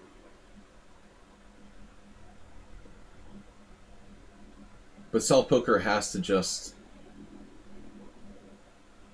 go with the flow here carefully. Great sacrifice by Yevgeny. Maybe there was a better way White could have played it. It looks like he got a little bit like less than he should have. Still, it's close. But Black definitely is fine. Whereas I wasn't sure initially if it was enough or not. Now it appears like there's absolutely no question that Black has enough compensation.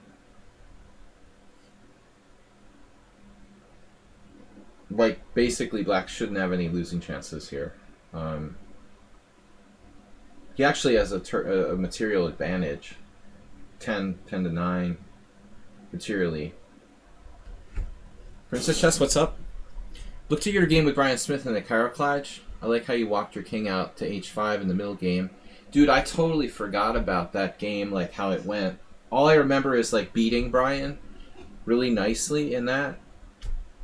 I mean, I was stronger than him in those days. It was like 2000 or something. But you know, it's funny that you mentioned that. Like most games, I remember the game. I remember that it was a Caraclage, but I don't remember anything beyond the opening. How the game went later. Bishop e4, the wooden shield. Playing too much like multiplayer role-playing games or something. That's a very like Dungeons and Dragony sort of term.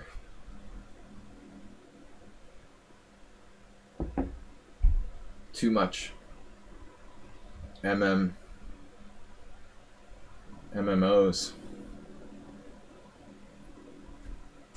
Come on.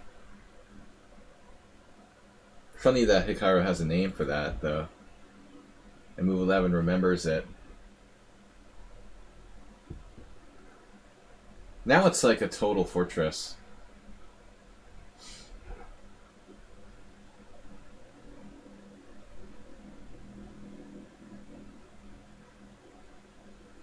Fortressville? Or is it? Feels like Yevgeny's in like 3 different pieces. Careful now.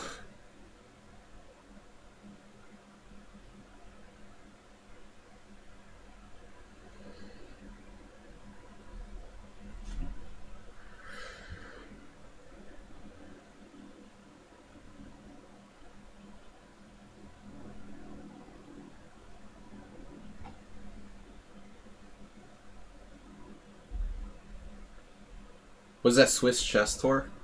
Probably be some Hungarian players there. The Hungarians have long, this is a win for white, but it's not easy. Hungarians have long relied on like winning open tournaments in like Switzerland and stuff like that in Italy for making a living in chess. Theoretical win, but it's certainly not easy here with the time situation. It's a very technical position. I lost ascending a couple of years ago. All right, so Zell Poker, the lesson of the day is time management. Professional time management. That's what I take away from this.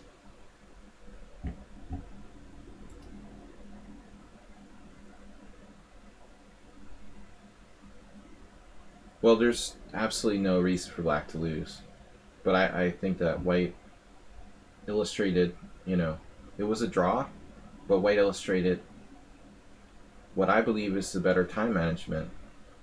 White didn't really deserve to win, but he does help me make my point about time management.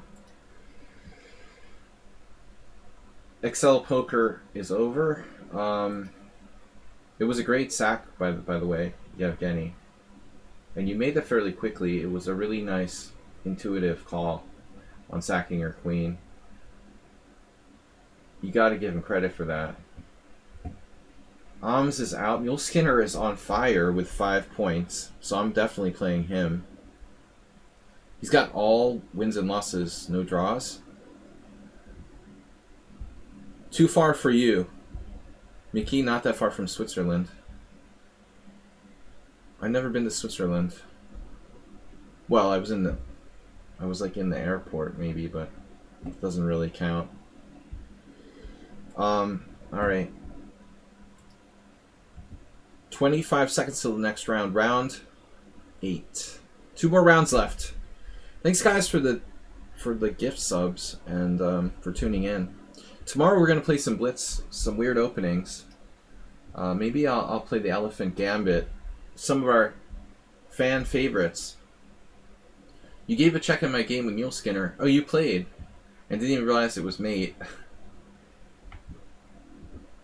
Always check it might be mate. That's a famous saying. My friend Clifford used to say that.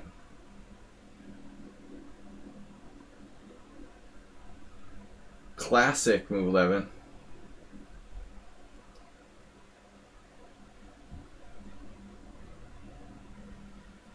Alright, let's just do something random to like make him malfunction or something. B6, what are you gonna do?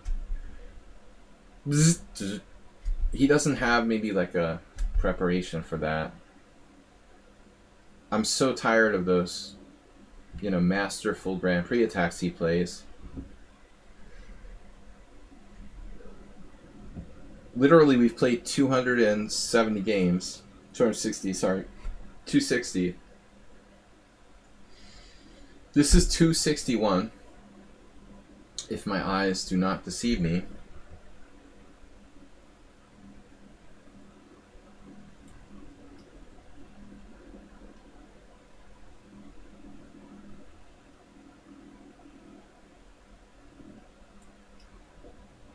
So we'll transpose some kind of closed Sicilian.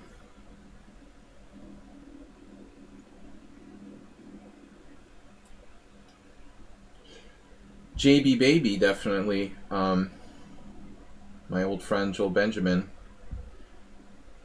I had seen occasionally trying to do like early double fianchetto against the closed Sicilian. It's hard to make it work. Black's king stays in the center for a long time. You can't just do it in any position. But Joel was willing to experiment with sort of weird hyper-modern stuff often.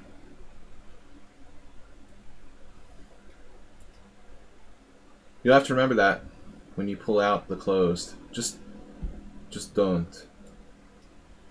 In the ever-living words of Anatoly Line, just don't.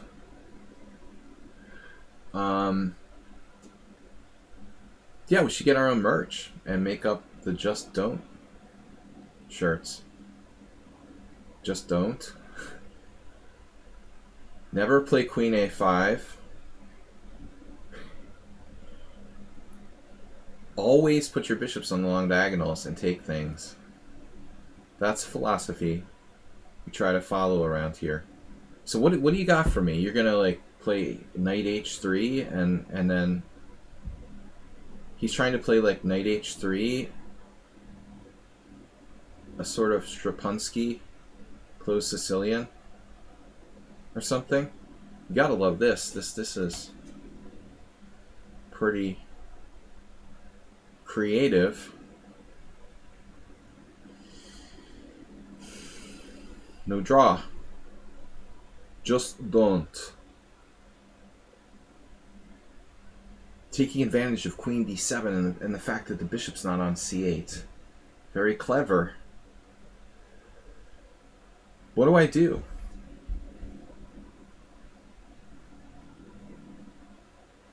Well, I mean, I can't believe that h3 is a good square for his knight, but that's what he's probably going to do. It would be ridiculous to do anything else.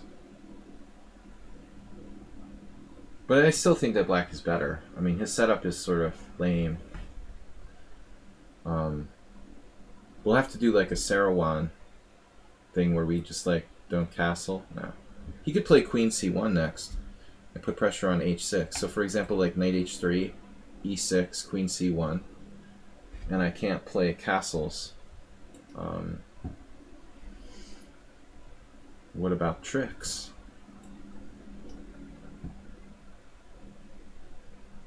I have some tricks. Queen c1, knight f3 check. I don't know if it's good, but it's an idea. Just to simplify, I mean, we should be fine here. He can play knight f4 or f4, obviously.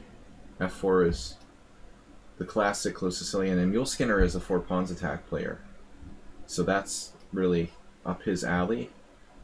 I mean, I can play f5, and it's a big idea, but not here.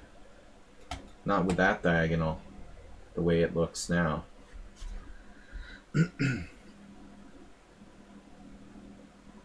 Knight f6, e5 doesn't work, does it? That could be dangerous. Knight f6, e5. Bishop takes g2. Pawn takes f6. Do you really want to hurt me? But the other thing is he can just do knight f2. The other day, I had a game where someone did like rook f2, queen f1, the Korchnoi maneuver. I don't think that works in this position. Knight f2 is far more likely. Knight f6, knight f2 is annoying. So I think I should go with the traditional approach.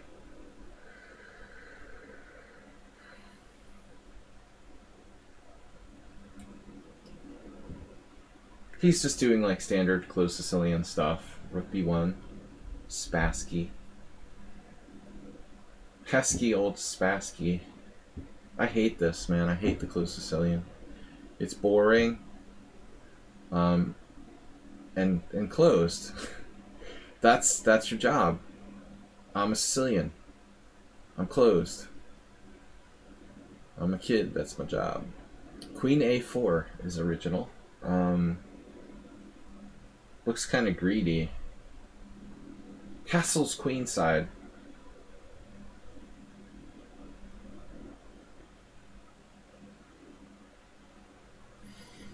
Guys, I don't know what to do.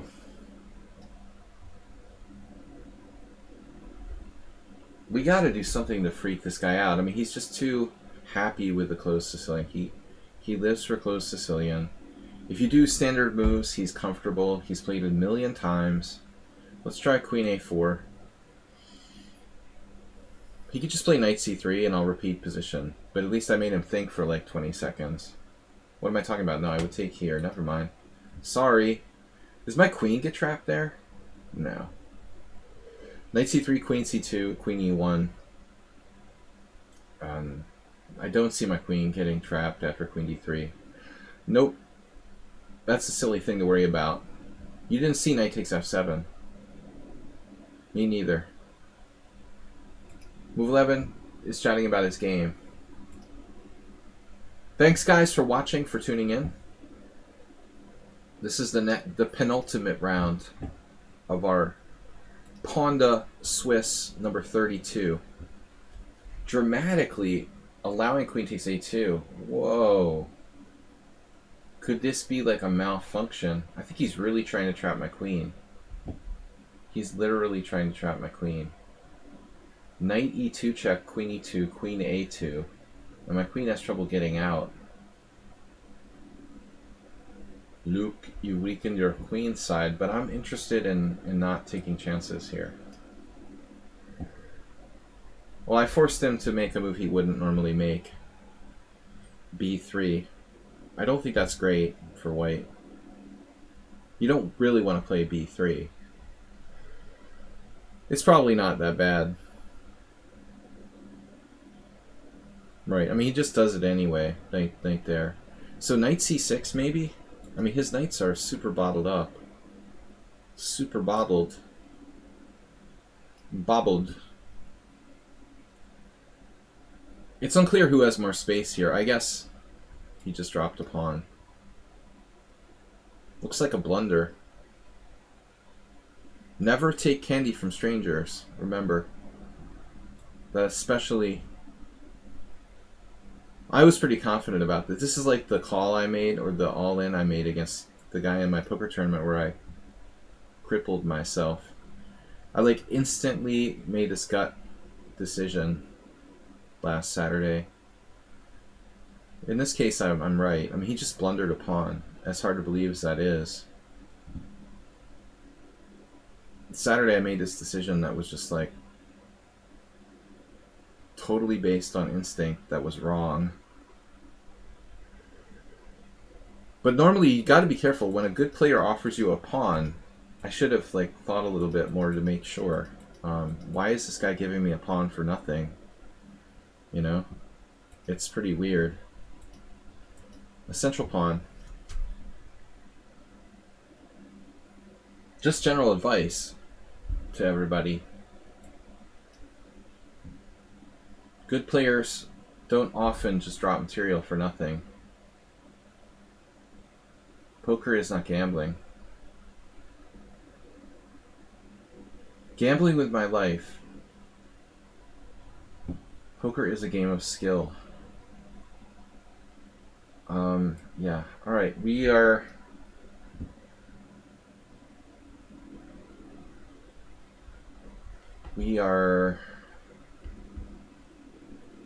Was it risky to play like f5, king f7? You trust opponents never to give me free stuff. That's a line for Mummy 1999. 1999, definitely. Very 1999. That's when I started playing poker seriously. For the first time. Around 1999. Actually like 2000. But you always gotta tell your girlfriend, poker is not gambling. It's a skill game. Or whoever, you know, doubts you. But it's true. I mean, like, you know, if you go to the casino and you play slot machines, I'm sorry, but that's stupid. You're just like throwing your money away. I mean, the lotto is the same thing. I guess there's a chance you're lucky, right? You only live once, maybe you'll hit the lotto. But statistically, it's unlikely. Hear about those people who win the lottery more than once. That's disturbing. Like, what? Is that for real?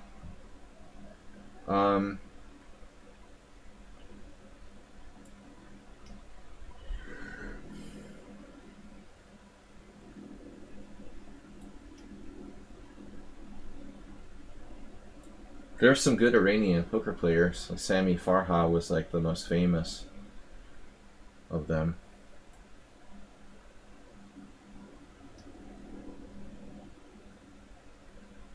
Of course, I don't know what he was like, how long he lived in the United States or whatever. I don't know that much about him. I never played poker with Sami Farha, but...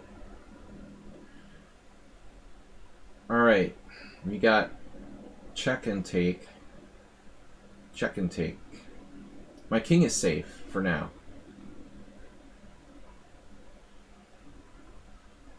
Alright, one more round to go.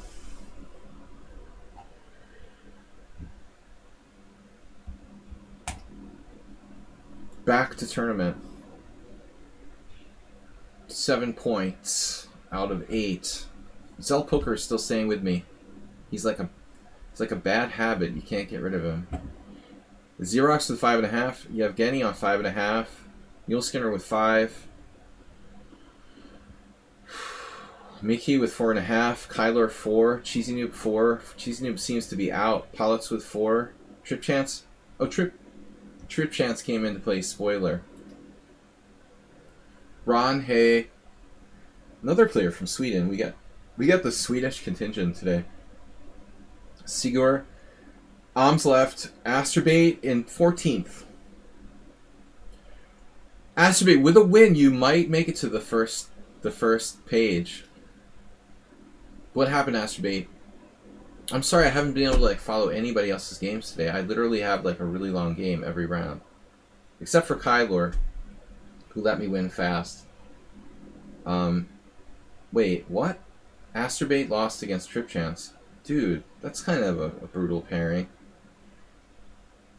Asterbait, you're down to 1500. You tanked your rating? But he's mostly playing classical. He's up to 1679. Nice job. Asterbait almost ready to crack 1700. Way to focus on the serious chess. 1617 in rapid. 1679 classical. Close to cracking 17. Going all in.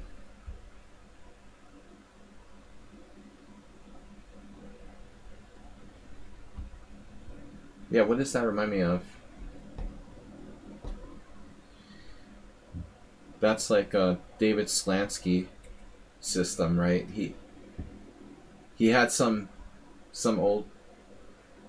David Slansky was like a famous, one of the most famous poker writers and authority. He had some system where if you had someone who didn't know how to play poker, you would teach them just to go all in or not, like every single hand. And it almost worked in some case where someone asked him to coach someone who had no idea how to play poker in No Limit Hold'em. That's the Asterbait chess style. You just go all in or not every single hand.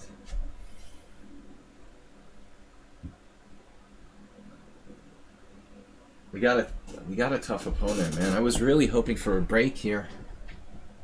But Xerox is one of the highest rated players. How did I not play you already, actually?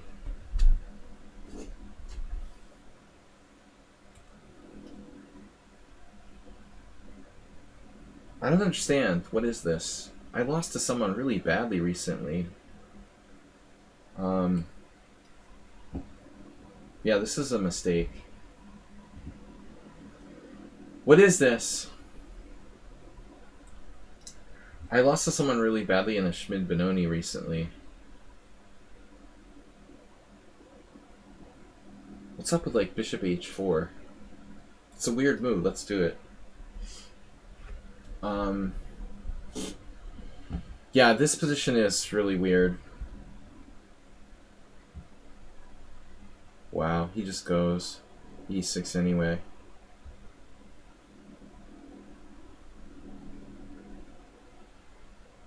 I don't like the way this is going down. I misplayed the opening. I mean, I'm playing a same-ish, like with no pawn on C4. It's a big mistake. How bad is it, though?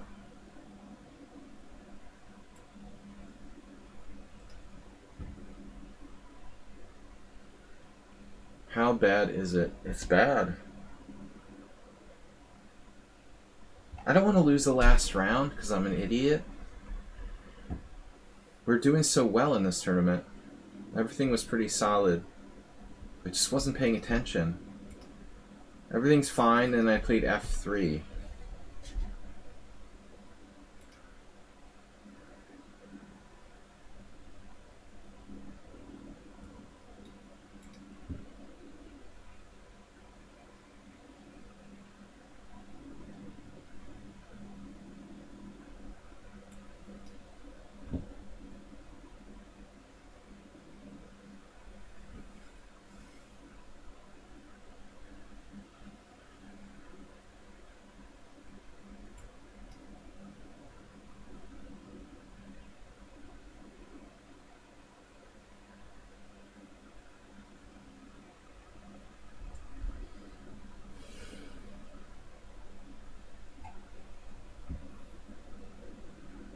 I have a game to share on Thursday for our Thursday subscriber stream. If anybody wants to submit a game for Thursday stream, I just want to remind everyone, submit it to me. Previously, we had you submitting games to Yabatis, but he's been kind of busy lately. So I was just going to ask everyone to submit them directly to me here at Sparkle Horse. If you're one of the Twitch subscribers, we have room for maybe 5 more games for Thursday night. Thursday night subscriber stream. So please just send me a link to the game on my account here, Sparkle Horse, if you'd like to have a game analyzed live on the stream on Thursday. Xerox is like deep in thought. Deep thought. This wasn't right what I did. You know, playing f3 is normal against the King's Indian, but I need a pawn on c4. What I did is very unusual. It's not a normal Benoni. It's not a modern Benoni. It's not the King's Indian. It's a Schmidt Benoni. I don't have support with the pawn here, and the setup is kind of weird. Maybe he's gotten disconnected. No. Knight b4. Kind of reminded me of Mr. Slow. Mr. Slow-like. Bishop c4, interesting. Bishop c4, bishop e6, b3. No, thank you. But I can play bishop b3. Probably doesn't make a big difference. Probably. You know, it would be strange though to play like bishop c4, b3, bishop c4, bishop e6, b3. I said that already, but I'm thinking something else. Anyway, whatever. Persia defeated Greece. That sounds like we're talking about like the 5th century or something.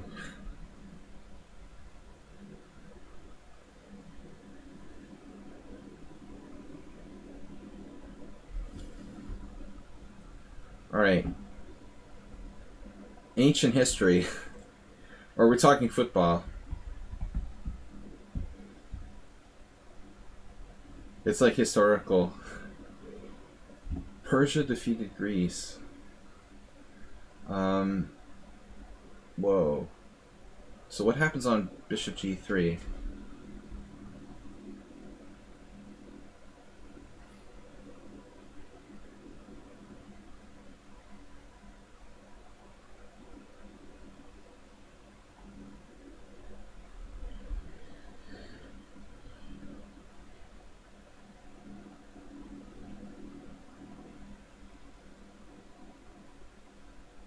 I am planning on castling eventually.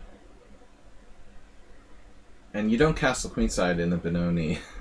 Just a really quick overview of how to play with white in the Benoni. It doesn't involve castling queenside in 99.9 cases.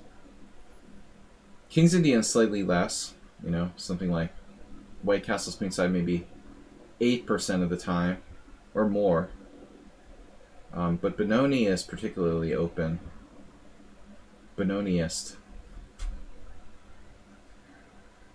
Who else is a Benoniist here? So e5 is clearly playable, but not objectively necessary. But perhaps worthy of consideration. e5, bishop f5. I don't like it. I'm gonna just like cut my losses. Watch out for the acerbate. Queen b6. Get the hell out of here. You know, the get out while the getting's good. We mentioned this earlier. If I played e5, he had bishop f5 with the idea of c4. Quite interesting. He's not threatening anything. Queen b6 looks like a mistake.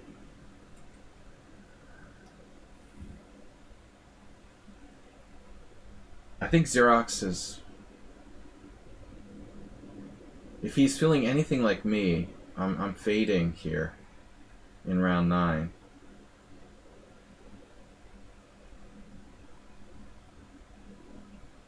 How's my rook doing?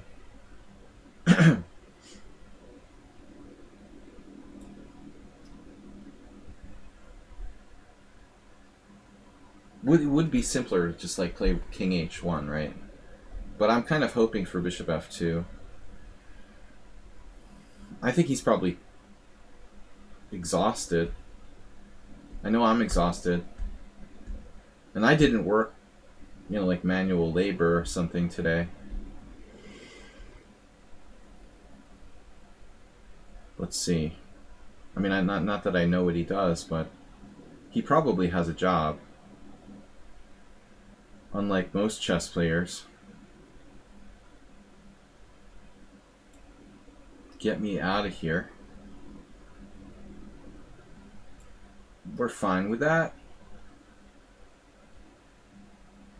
Trade me.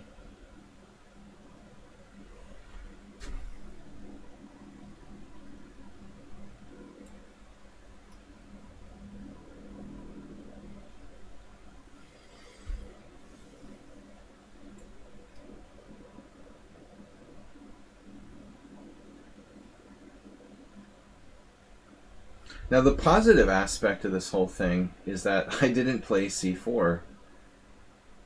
I thought it was probably a mistake initially, but now it might work to my advantage.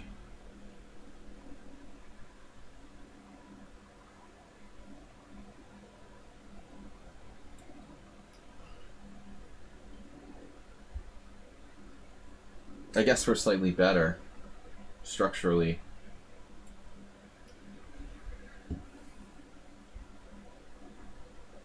Pretty straightforward position now. We own the d5 square.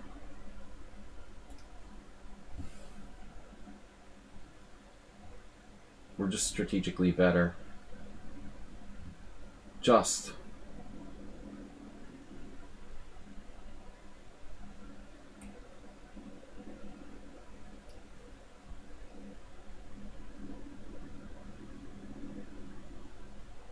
So, Dr. Chip Chance does play Benoni.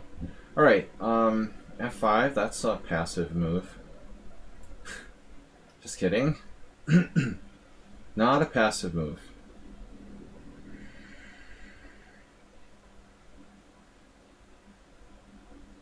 Black is not doing that well here, I would say. How's the open file?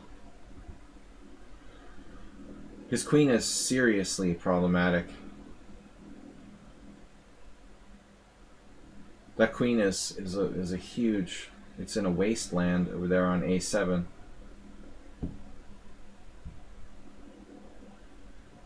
Rook e7. What should I do?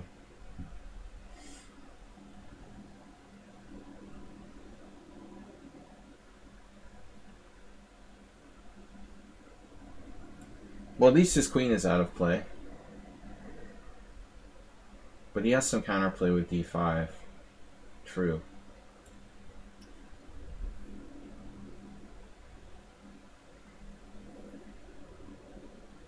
Nice job guarding. He guarded everything with that move.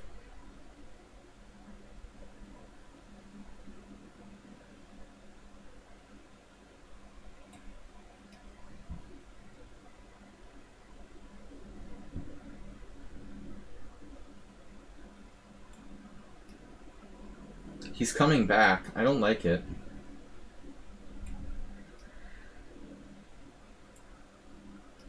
Seems to be some acceleration taking place.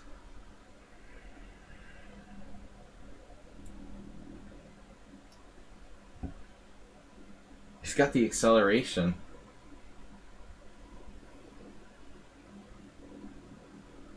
Serious acceleration. Exhilaration. What do I do?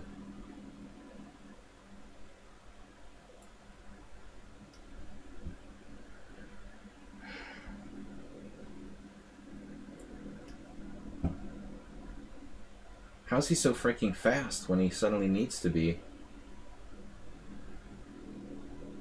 Knight c8?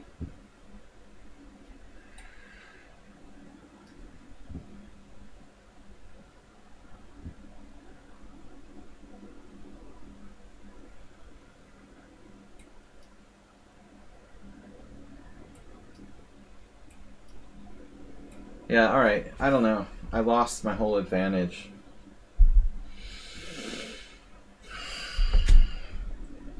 I lost my whole advantage.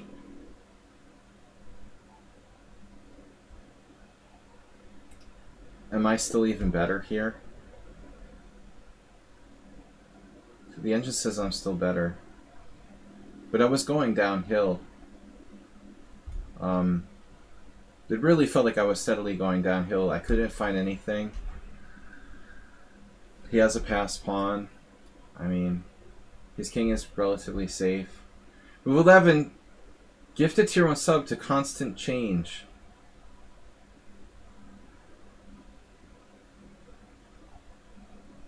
Yeah, like the computer says I'm better, but it's not easy to play. I mean, he's fast too.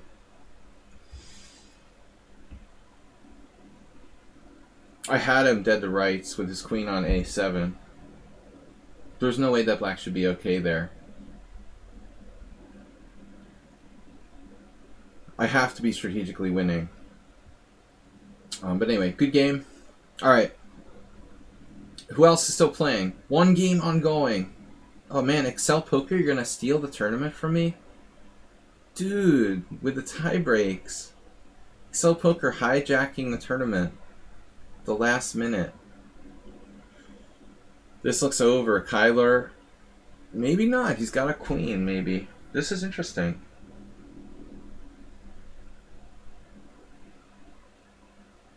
I shouldn't say it's over.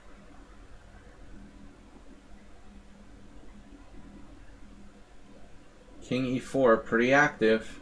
Can you stop that pawn? It's a rook pawn.